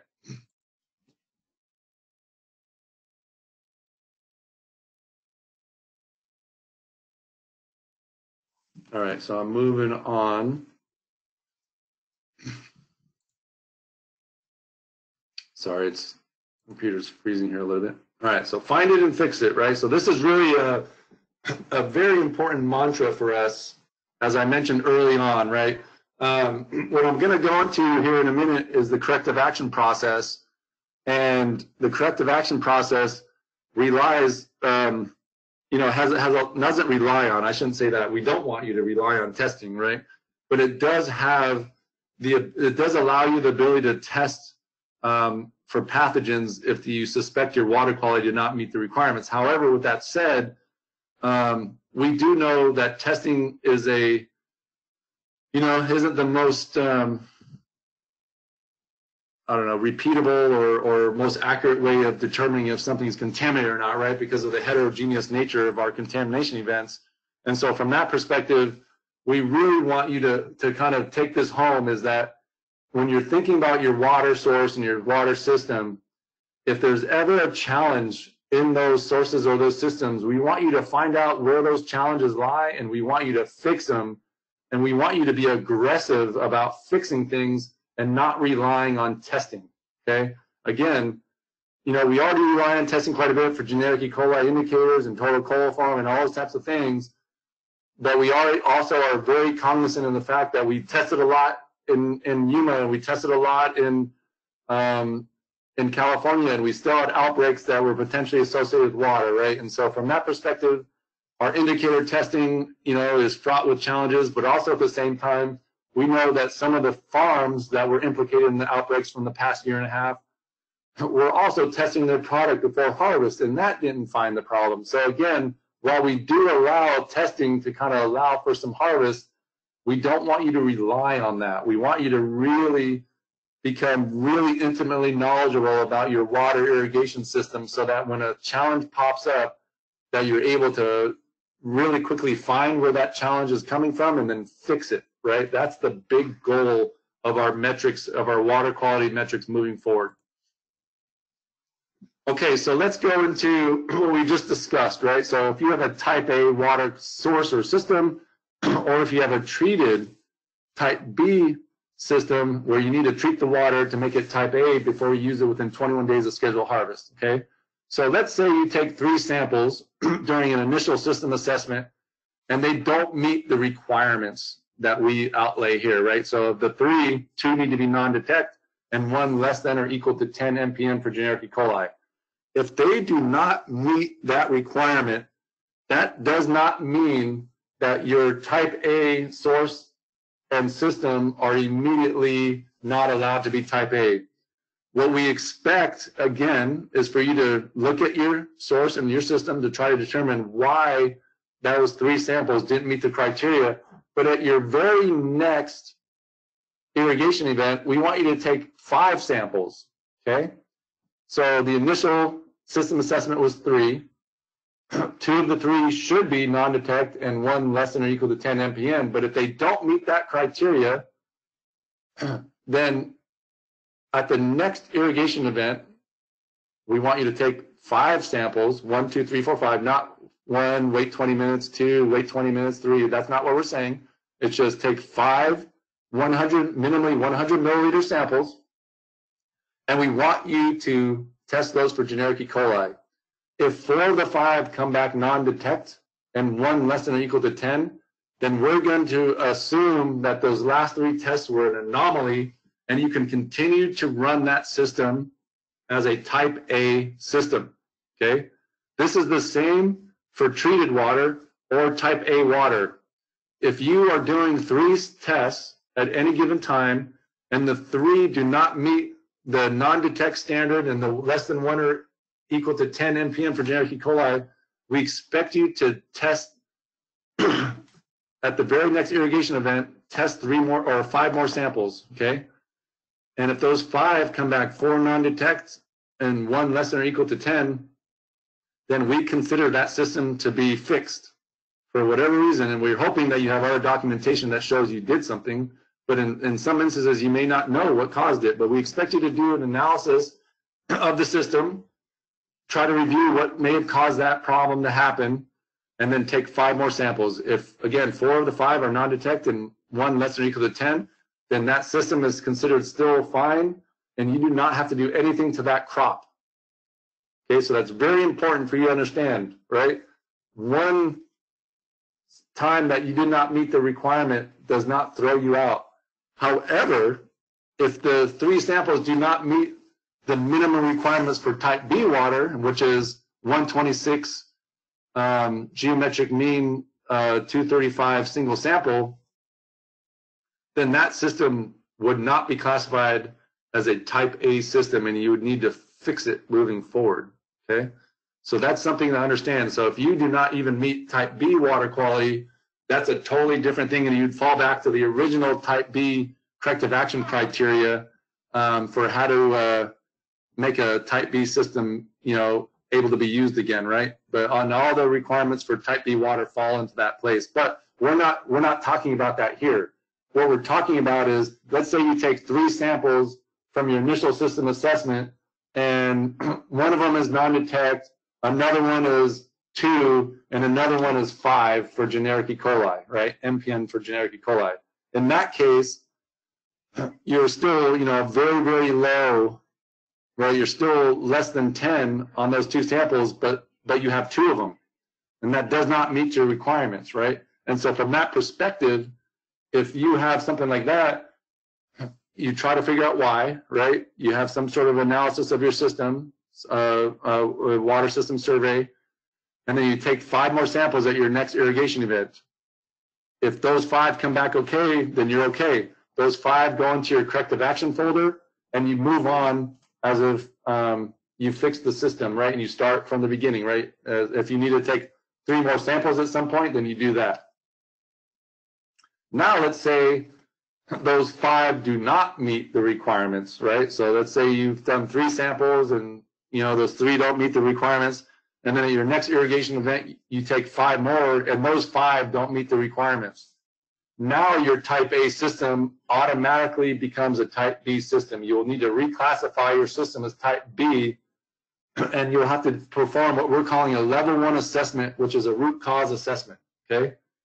Root cause analysis, I'm sorry. And this root cause analysis is expected for you to really go into that system and try to determine what caused those 2 sample sets to fail, right? Now again, you've now irrigated your crop with type B water since you took those first 3 samples, right? The first 3 samples were not passing, and the next 5 were not passing.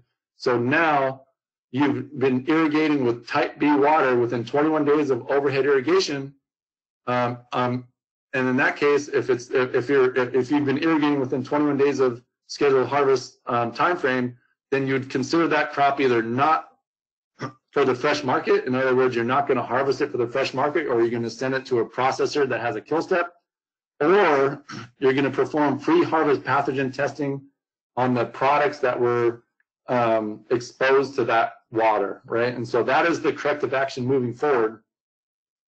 If you've taken 3 samples, they're no good, you take 5 more.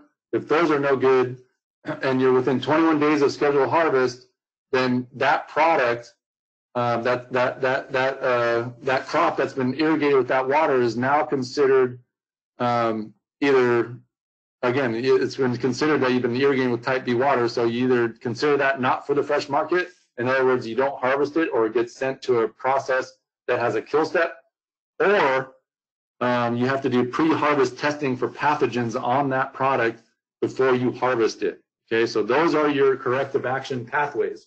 And again, as I said earlier, we really want you to do everything in your power to try not to get to the point where you're using product testing as your out for harvesting a crop, right? So the intention is not to use or to rely on pre-harvest testing to be able to harvest crop, because we know pre-harvest testing is a very inconsistent measure of the safety of your product, okay?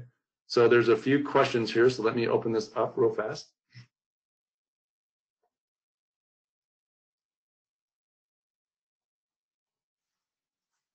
Okay, one question is can you remind us what the demonstrated log reduction is? And then the other question is, will these slides be distributed to those attending the webinar? Okay, so so what a demonstrated log reduction is basically from a type B water perspective, you have what's called initial water quality. So I'm going into treated water now. This is for treated water. You have type B water, and the initial water quality, you take some samples of this water, you send it to the lab, and that result, those total coliform results will come back. And let's say they say the total coliforms for 3 samples are 100,000, 1,000,000, and 1,000,000, right? Well, at that point, you can say, okay, well, you know, I've had up to 1,000,000 for my water quality, right? What I'd have to be able to demonstrate is at least a 2-log reduction. My sanitizer has to be able to reduce that total coliform from 1,000,000, which is 6 zeros, right, to a number that has 4 zeros, right, which is what, 10,000? So again, a demonstrated 2-log reduction would be if on average your total coliform number, I shouldn't say on average, is like whatever you deemed your initial total coliform count to be, it's most likely going to be an average of some kind. I imagine you're going to take a few initial water quality samples, but I can't guarantee that. It's really up to you. We don't tell you how many samples you need to take from an initial quality perspective. But at some measurement, you're going to say my initial water quality is X, and in order for it to meet the treatment parameters that we've outlined, the best scenario for us is it's less than 99 mpn for total coliforms. But if you can't meet that because of the sanitizer choice you have or the quality of your water is very challenging, and again, let's say you have 1,000,000 total coliform, then you'd have to demonstrate that the treatment got it down to at least 10,000. So that's what a demonstrated 2-log reduction means. And then these slides will be posted on the website, on our website, after we've finished this webinar and we've had a chance to review any comments that you guys may have in order for us, because we'd like to see if there's any improvements we need to make to this before we post it, and then we'll post it. So we can expect to have these slides posted by next week.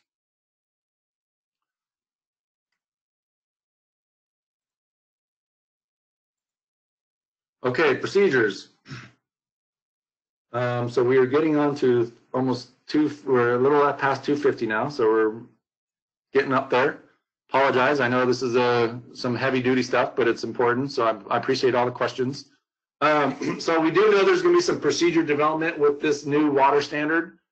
These are just some things that are literally written into the metrics about best practices and developing procedures. So again, as you read from the beginning of the water portion of the metrics, you'll start seeing words that says develop a procedure that says this. And so these are some of those things. If they apply to your operation, you're going to want to develop a procedure for these. Clearly, when you're developing your treatment parameters, if you're going to be treating water, you're going to want to have some pretty good documentation of that process, right? How'd you set it up?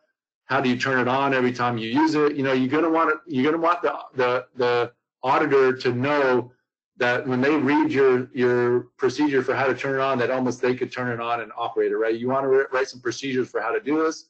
And then you're also going to have some monitoring records and whatnot. So you're going to have to develop that kind of paperwork moving forward.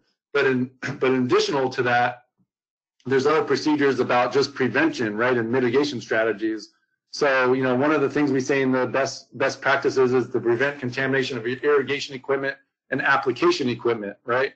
And so what does that mean? Well, of course, a lot of folks already put their pipe up off the ground, or they don't store pipe in an area that may be a contamination concern. You know, those types of procedures are already there for the most part in a lot of operations, but you're going to want to look at your own procedures and see if there's anything you may need to update that isn't included today when it comes to irrigation equipment, application equipment, storage equipment, tanks, you know, whatever, you know, the maintenance of your filtration system, you know, third-party equipment that comes in and out of your farm.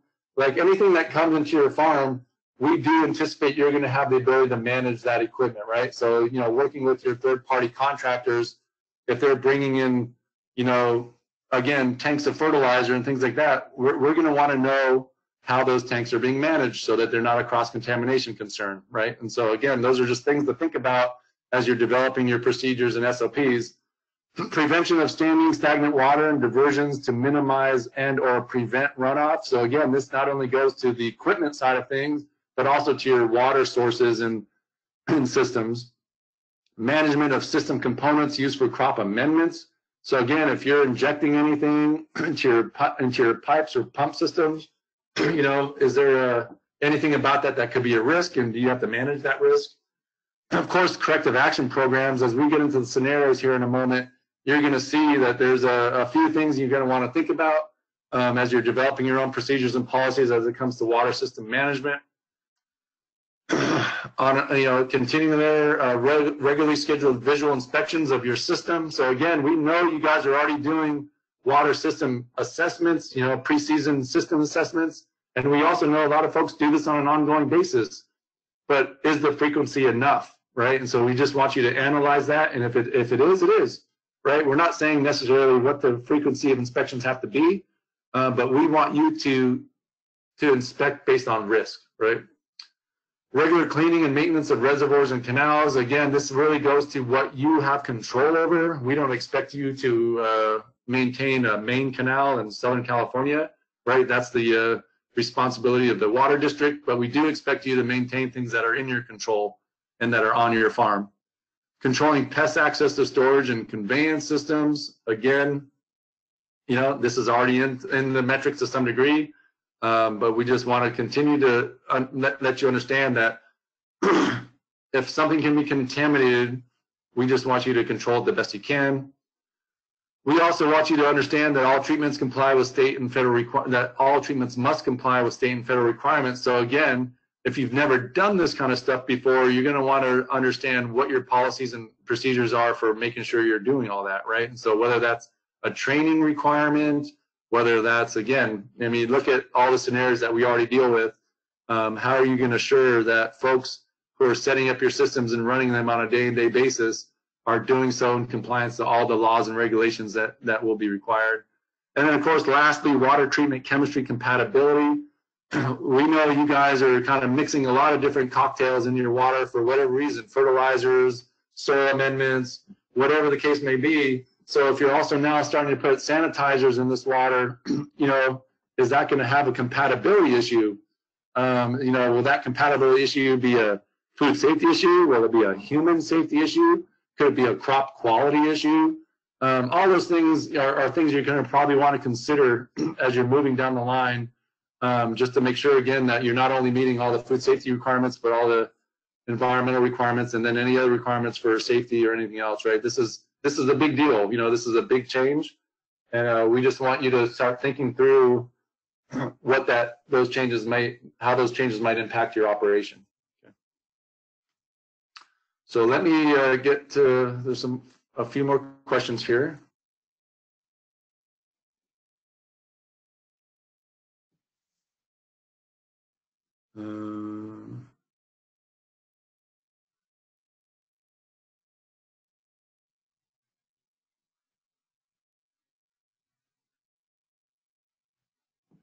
So there's one question that says, in a scenario where we can demonstrate that all of our product is harvested for processing, and we can prove that, are we exempt from the new water metrics because of the kill steps?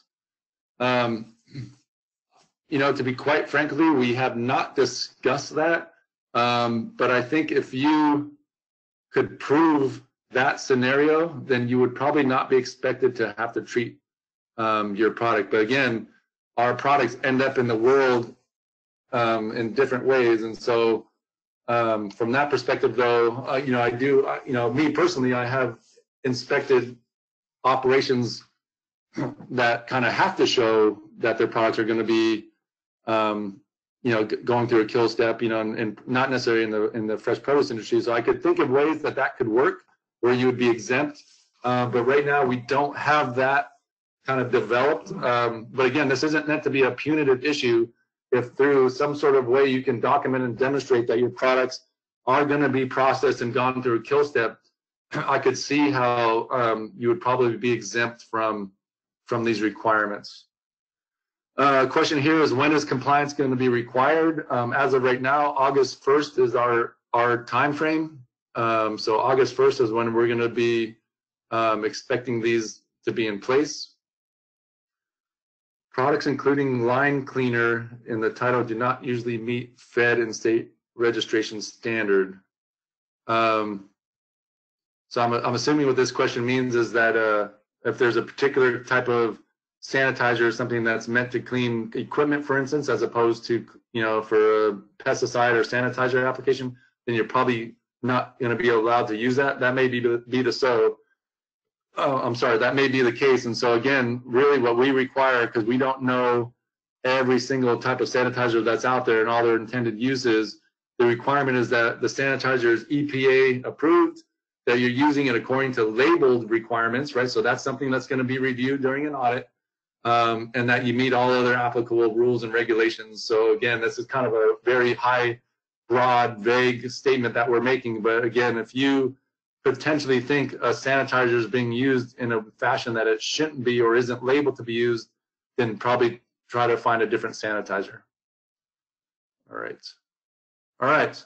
So real fast before I go to the next slides for the scenarios, here's my contact information. So as I mentioned before, there's going to be scenarios that we didn't think through, and there's going to be questions that we didn't answer today. So please feel free to reach out to me with your questions, comments. If there's anything we can do to improve these slides, please send that information along to me. I would really appreciate your comments. Again, we're trying to do the best we can to get this information out as accurately as possible. We don't have all the answers at this point. There's definitely some scenarios that have come up where I did not even, and I don't think a lot of people were thinking about those scenarios. So again, if there's a scenario we didn't touch on or something that wasn't clear, please let me know. I'm definitely more than happy to try to get you the answers. And regardless, it's not only me that's answering these questions. We have a technical committee and some other folks that we're working with that can help us answer questions. So please feel free to reach out to me, and we will go from there. I'll have a few more questions, and then we'll get on to the scenarios.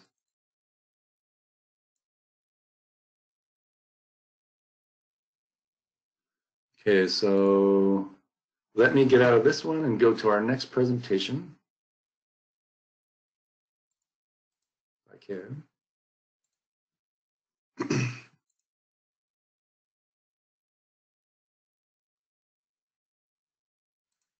All right.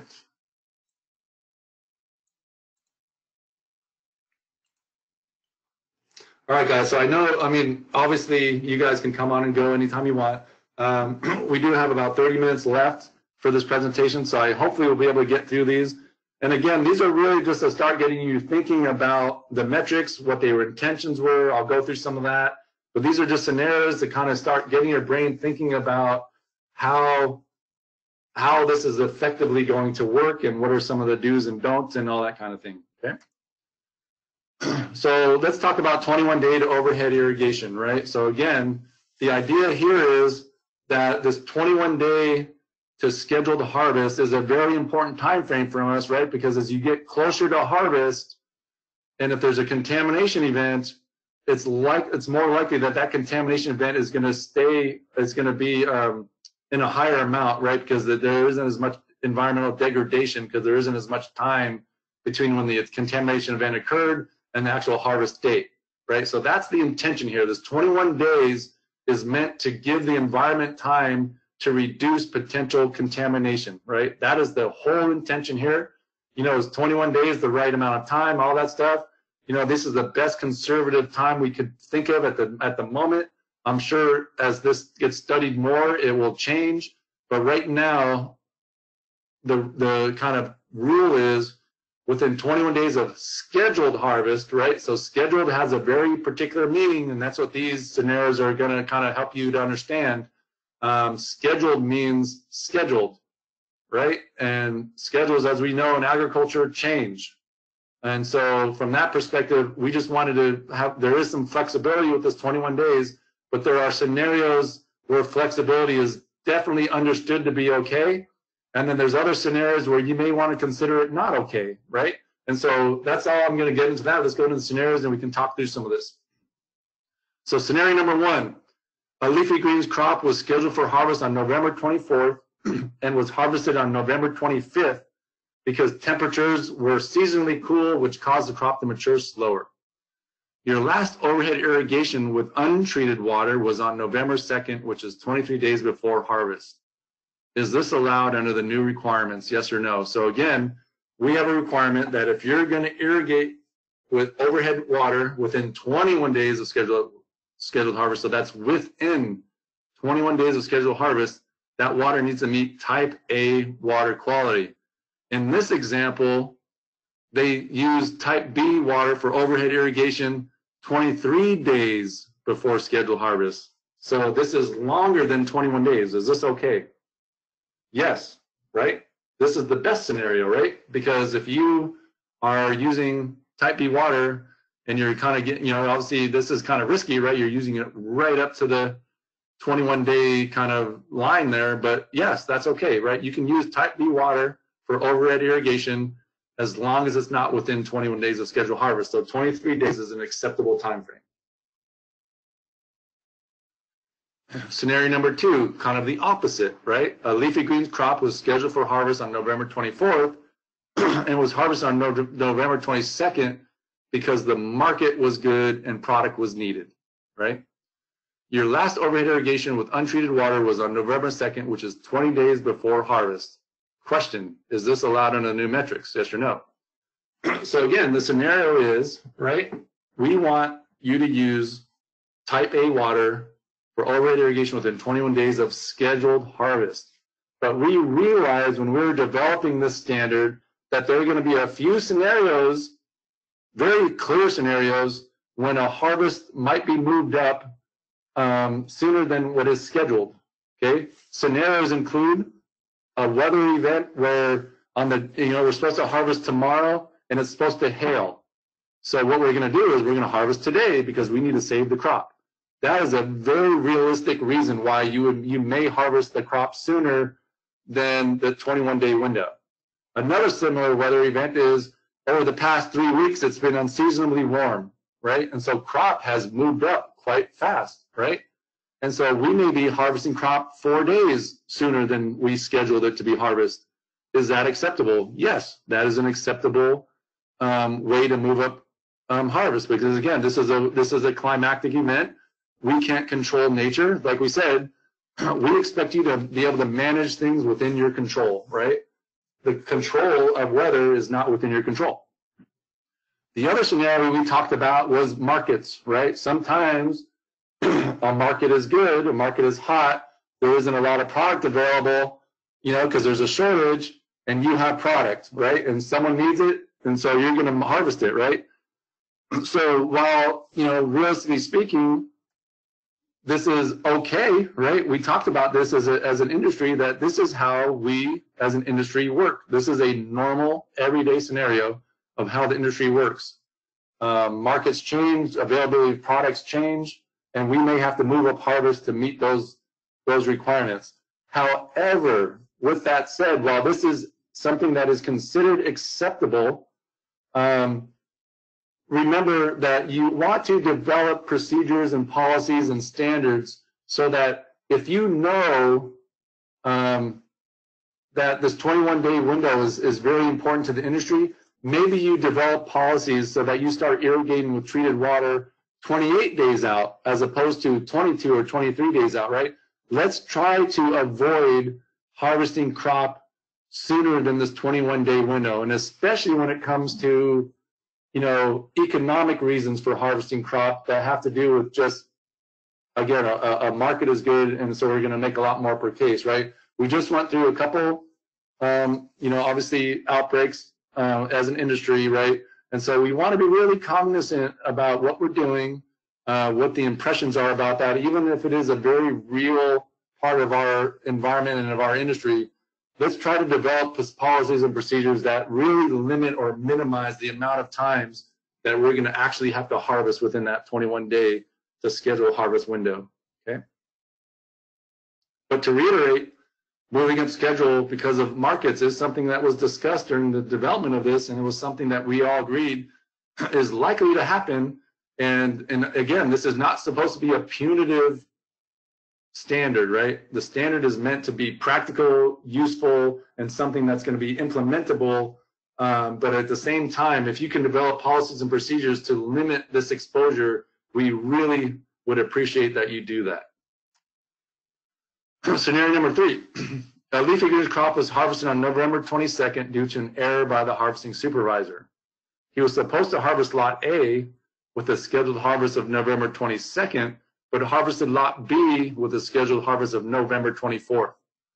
The last overhead irrigation with untreated water on lot B makes the harvest 20 days before scheduled harvest. Question, is this allowed under the new requirements? Yes or no? So, we had a really great in-person presentation, in Salinas, where this was debated pretty heavily. Like again, what is allowed to be harvested within that 21-day window, right? Does an error allow you to do that, right? I think in general, in the metrics, we don't allow errors to be acceptable, right? So again, if an employee didn't wash their hands because they made a mistake and the LGMA auditor saw that, you would still be downscored for that, right? That is not an acceptable thing to do, even if it was human error, right? Because of the potential impact of food safety. And it goes the same with this one, right?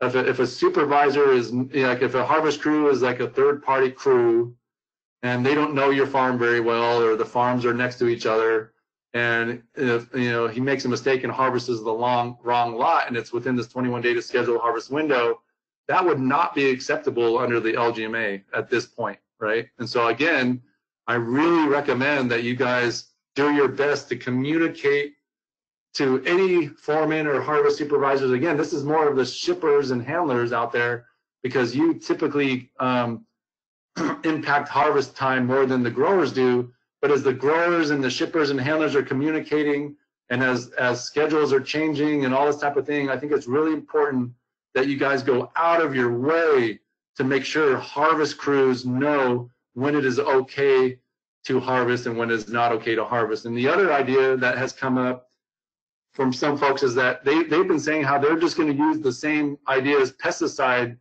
marking. So again, time to harvest when a pesticide is applied, the cross and skull bones and skull and crossbones kind of mentality of a sign that says, this crop cannot be harvested until this date. I mean, we have mechanisms already out there to prevent these challenges.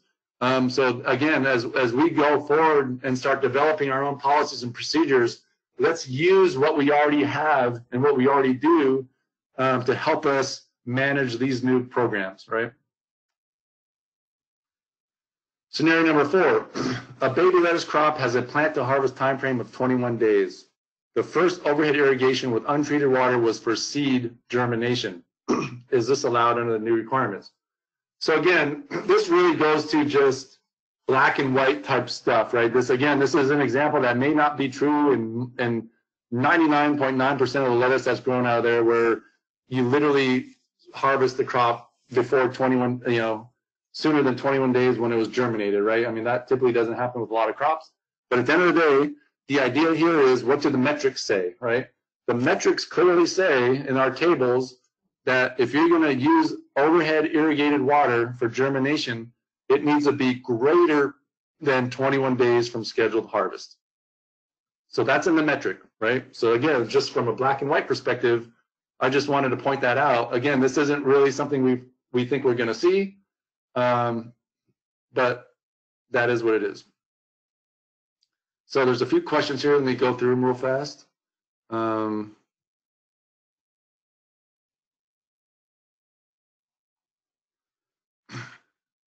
So the question more has to do with that last scenario about, we get this a lot about the moving up the harvest because of the impact of the market. And yeah, again, from a perception perspective, that may not be the most palatable thing.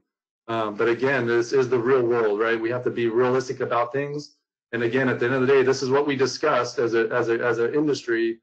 And again, we did give ourselves, again, the 21 days was considered a conservative number, knowing that potential movement might happen due to weather events and other reasons. And so we have to just consider that and make our policies and procedures around trying to avoid ever harvesting crop within that 21-day to schedule harvest window. So let's try to avoid that as much as we can.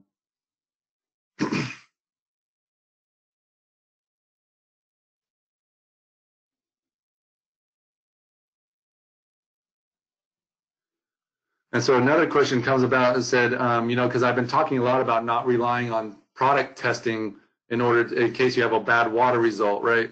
And the question was, didn't we allow field crop testing in the old system? And it's like, yes, we did actually, and that's where that came from, right?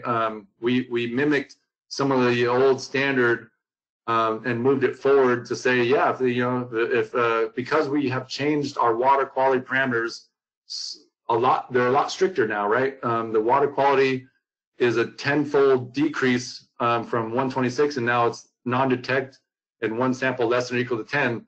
So, you know, if you don't meet that requirement, do we necessarily think the water is contaminated? Not likely, but at the same time, we have this new standard, and so how do you actually physically, how are you able to harvest crop if you're not meeting this new standard? And testing was one of the approaches that we looked at to say, yep, you know, we know the water wasn't that great or didn't meet the standards that we want. Can we then do something to actually harvest this crop? And testing was a parameter that was always in the standard. And so we readopted that. But again, we have more evidence to suggest that depending on how you sample or whatever the case may be, sampling may not be the most effective way at demonstrating that the crop is safe. So we would really appreciate you figuring out procedures and policies to avoid using testing as your backup plan in case your water quality doesn't meet the requirements. Okay, next scenario. During the initial treatment assessment, the system manufacturer recommended that samples be taken from the first sprinkler head, not the last sprinkler head, right? So again, this goes to, you know, what is an appropriate, where is it appropriate to test your system to assure that the quality of water is going to be okay and that the system itself isn't degrading the quality of the water? So if you're setting up a treatment program and your manufacturer suggests you take samples out of the first sprinkler head to demonstrate this, is that okay? And it is okay, right? In the metrics, we actually recommend that you follow the manufacturer recommendations for where to take samples. They could be the first sprinkler head, they could be the last sprinkler head, they could be multiple sprinkler heads. It really depends on what type of sanitizer you're using, what are the challenges with your system. You know, for chlorine-based sanitizers, right? Taking out a first sprinkler head may be the best place because of contact time limitations. So it really depends on what you're doing and how your system is being set up. But the key takeaway point is that you just want to be able to demonstrate how you set up the system and why you're doing what you're doing. Scenario number 6. During a review of routine monitoring logs, you discovered that an entire irrigation event within 21 days of scheduled harvest wasn't monitored. From an auditor's perspective, this means that you cannot demonstrate through documentation that the irrigation water was treated. What should you do to correct this issue? So obviously this is an important issue, right? So if you are trusting an employee to monitor an irrigation event and for some reason that monitoring doesn't happen, you have nothing to show that that treatment was happening during that irrigation event. And if you're within 21 days of scheduled harvest, that's a no-no, right? You need to be able to demonstrate that the water is being treated during that time frame. So what does this mean? Because there's no record that the water was treated or that the treatment parameters were met, it will be assumed the crop was irrigated with type B water of unknown quality. Under the new metrics, the written corrective actions are to consider the crop unfit for the fresh market or to perform pre-harvest product pathogen sampling. So that's your only solution, right? Is obviously you have to have other corrective actions about how did this monitoring not happen in the first place, right? And so as the LGMA, we're going to expect you to, again, find and fix problems, right? And so again, if there was a monitoring issue, we expect you to understand what that issue was and fix that, because that can't happen on an ongoing basis. But we're assuming this is going to happen. And so what is your out? Your real out is pre-harvest testing or to not harvest the crop. Scenario number 7, during monitoring of a treated irrigation water event, within 21 days of scheduled harvest, you discover that there is no chlorine at the last sprinkler head, and to add, there should be, right? So your monitoring stipulates that there should be chlorine of some level at the last sprinkler head, and when your person is monitoring this sprinkler head, they discover there's no chlorine at the sprinkler head. What should you do about it? So this goes to, remember about writing up your corrective action plans before you get to even this point, right? You don't want to be guessing or whatever, but the metrics are very clear with their corrective actions that say under the new metrics, when you find there's during monitoring, right, this is actually during an irrigation event and you're monitoring the water quality and you find you're not meeting the requirements, under the new metrics, the corrective action is to take 3 samples of the water and send it to the lab for E. coli and total coliform determination, right? So right then and there, test that water, because if those results come back within parameters, again, 2 of the 3 are non-detect, 1 of the 3 is less than or equal to 10, it's going to be considered type A quality water, and you're not going to have to do anything to that crop like testing. But you do need to test it, and you need to find and fix why is there no chlorine coming out of that system, right, or out of that sprinkler head. So again, there's 2 things you need to do.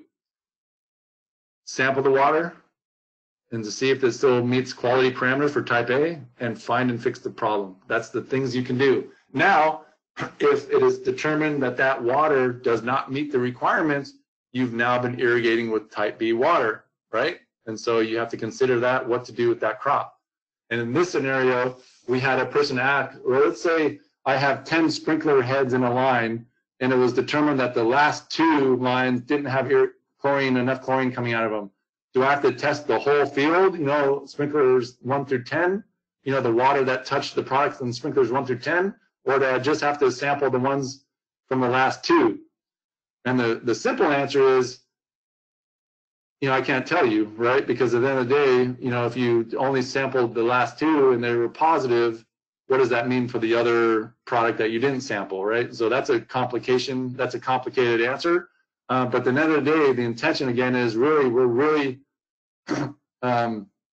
concerned with the product that didn't have the treated water. So take that into consideration, right? So whatever product that those two sprinkler heads irrigated, if they don't have chlorine coming out of them, then that product that was touched by those 2 sprinkler heads is irrigated with type B water, right? And so what do you do from there? That's where you have to develop your own corrective action procedures. Scenario number 8. Before turning on the irrigation and treatment system, the irrigation employee notices that the water in the ranch lateral or reservoir or source or whatever source it is much dirtier than normal. He doesn't know why, but is concerned and brings it to his supervisor's attention. What should you do about it? So again, this is treatment of overhead irrigation water, and the guy that's responsible, or gal, the person, the employee who's responsible for turning on the system, finds that the water coming into the system is dirtier than they've ever seen it, right? So as long as they've been treating water, the water's never looked like that.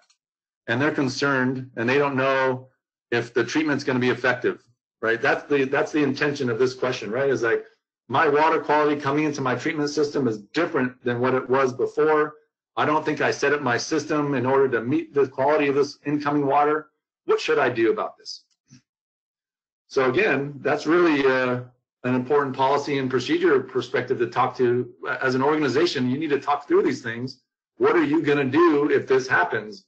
Because while it may be a rare event, the reality is, if you need to irrigate your crop because it's really hot out, you're going to need to irrigate your crop, right? And so you're going to want to come up with scenarios about how you may manage that going forward.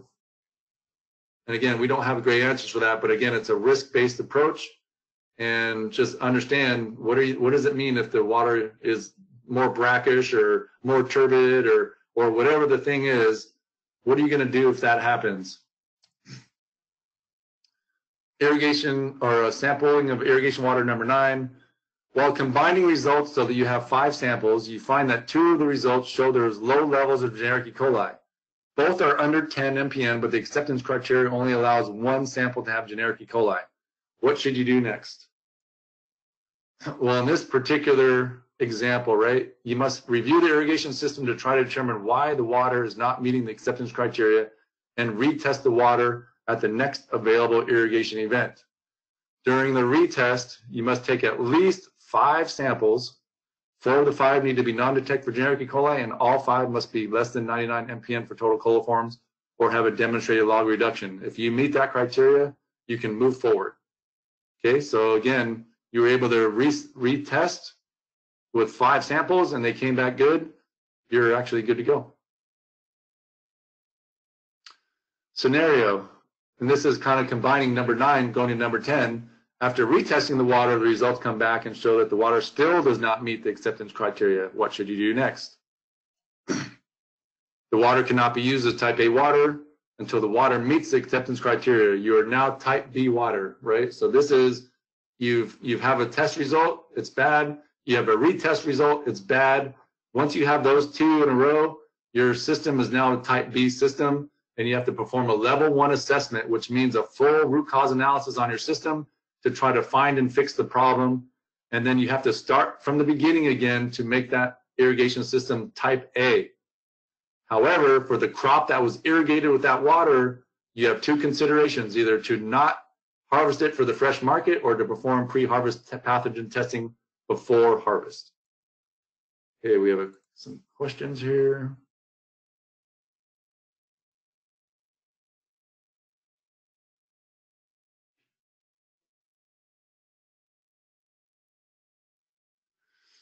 So one question is, during an audit, like say an LGMA audit, what could be some of the repercussions should harvest be observed within the 21 days after having irrigated with untreated water? So we are actually going to be, that's a great question, right? It depends on the reason why you harvested within that 21-day to schedule harvest window. So again, if you can demonstrate as it's really the handler's responsibility, right? But as the handler can demonstrate that they moved up the harvest due to the acceptable reasons, right? We said weather events being one acceptable reason, then there may be no non-conformance there, right? Now, if there's a scenario where, again, someone made a grave mistake and harvested the wrong lot, not only is that a traceability concern, but it's also now a 21-day concern. There would probably be some sort of a non-conformance levied against that, but as of right now, we're still determining like what levels that may be as far as minor, major, flagrant, all those kind of things, right? But at the end of the day, there would probably be a non-conformance, but we're still deciding, determining what those levels of non-conformance would be. When referring to the manufacturer's recommendation on where to sample, is the guideline referring to the manufacturer installer of the irrigation system or the manufacturer of the sanitizer? So we're actually talking about the installer of the irrigation system, not the manufacturer of the sanitizer.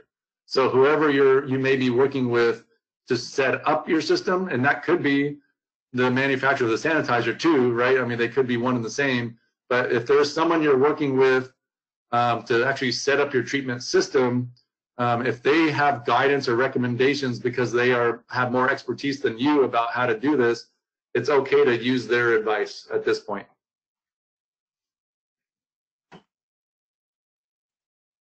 Okay, there's only a few more of these and then we'll be finished.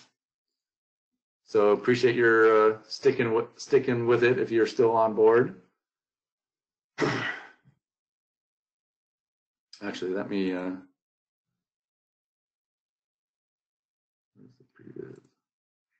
okay, so sorry, I moved forward too fast. So number 11, you have a diesel water pump that is broken and needs to be replaced. Unfortunately, you can't get a new pump and decided to borrow a neighbor's pump. You don't know how your neighbor manages this equipment, and upon receiving the pump, you notice that it does not look like it's in good condition, but it works. Question, do you need to do another treatment assessment or initial microbial quality assessment due to using this pump of unknown condition? And again, that goes to, you really need to kind of determine some of those things up front, right? I can't tell you what is a condition for doing a new treatment assessment or a system or initial system assessment, but from my own perspective, my own history, if a pump was in such poor condition that I thought it was a food safety threat, then again, you need to irrigate, right? This comes down to, there isn't time to get another one. It's 100 million degrees outside and you need to irrigate your crop or it's going to burn, right? And these are really important factors about time and all that kind of stuff. So if there's anything you can do to clean up that pump before you use it, obviously you're going to want to do that kind of stuff. But I can't tell you what you would do in this situation except to think about what you would do. understand the potential risks that are involved. And if it is super risky, then you have to consider the implications of what that water quality may be on your crop, and maybe you do more testing of the water. Maybe you increase sanitizer levels. I don't know. There's different scenarios to potentially that you could do. But again, it's really important to think through those scenarios so that you can start understanding where your organization, what your organization would do in those type of scenarios.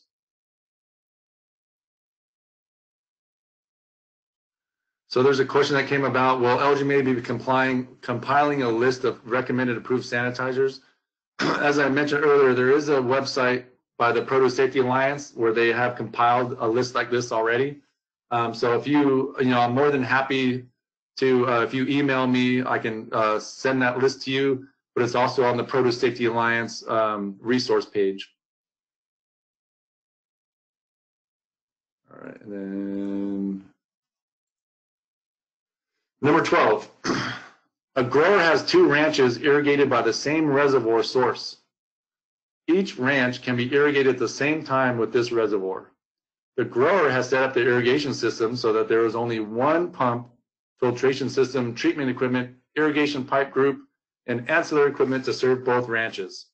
Can this irrigation system be classified as one distinct system?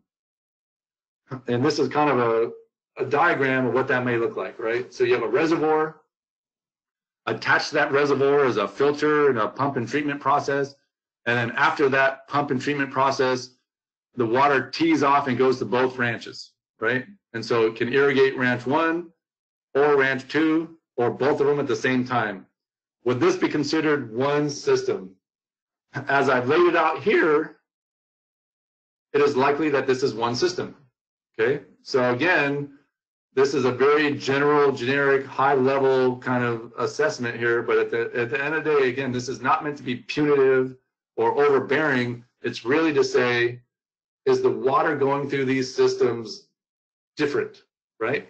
And so if you go to the previous slide, if you look at the 2 lines going to the ranch 1 and ranch 2, if that's just a simple irrigation pipeline, and you can move those around between ranch 1 and ranch 2 anyways, then to me, that's the same, right, to me. And so again, unless there was something very unique about the T that we're not considering, that's probably one system, okay? Next example is very similar, except that the grower has 2 ranches irrigated by the same reservoir source. Each ranch can be irrigated at the same time with this reservoir. The grower has set up each ranch with their own pump, filtration system, treatment, irrigation pipe, and ancillary equipment. The grower uses identical equipment for each ranch in case there is a need to substitute anything between the 2 ranches, but the equipment from one ranch can only irrigate the one ranch it serves. Question, can each ranch's irrigation system be combined as one distinct system because they share the same reservoir and the equipment on each ranch is copied? Or do they need to be classified as 2 separate systems because each ranch's equipment only serves that ranch? And again, here's a kind of a diagram, right? So you have one big reservoir, but each ranch has its own stuff. Even though the stuff is exactly the same, are these unique or are these the same, right? So are the pipes and everything from the 2 systems unique or the same?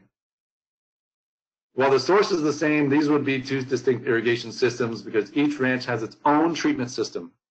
As such, it is necessary to show evidence that each treatment is effective at treating the water, that the distribution doesn't impact the quality of water, and that it is being monitored on an ongoing basis. Now, with that said, when you look at this particular setup, right, you have 1 filter, 1 pump, 1 treatment. So remember the 4 requirements of a treatment system are a treatment assessment, right, that says I've set up my system and I need to do that once a season to make sure it's all working, right?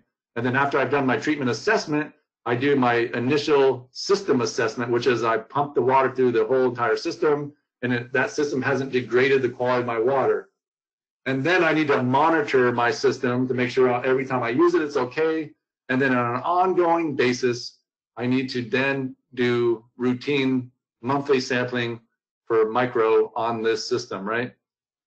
Now, I said earlier, like if the treatment systems are identical and you haven't had the ability to do both before your first audit, I would say that you would want to do the one that is the most challenging, right? Well, if they're both identical in every kind of fashion that you can think of, then you do one of them.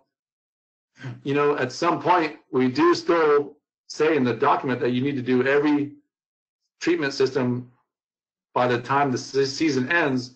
But in this particular scenario, you could probably guess that it may be okay to actually just use one of them, right? And so again, these are the things as an industry we're going to talk through because it really goes to what makes something distinct and what makes it different, right? If the line, all the pipes and everything going to ranch 2 are 100 yards long, and all the pipes going to ranch 1, even though they're the same quality pipe and all the other stuff is the same, is 200 yards, is that different? And it could be, right? So again, 100 yards versus 200 yards, you know, is that a distinct difference? And depending on your sanitizer, it may be a distinct difference. So again, those are things I want you guys to start considering and thinking through as to what makes your systems distinct, unique, or different, right? But in this particular scenario,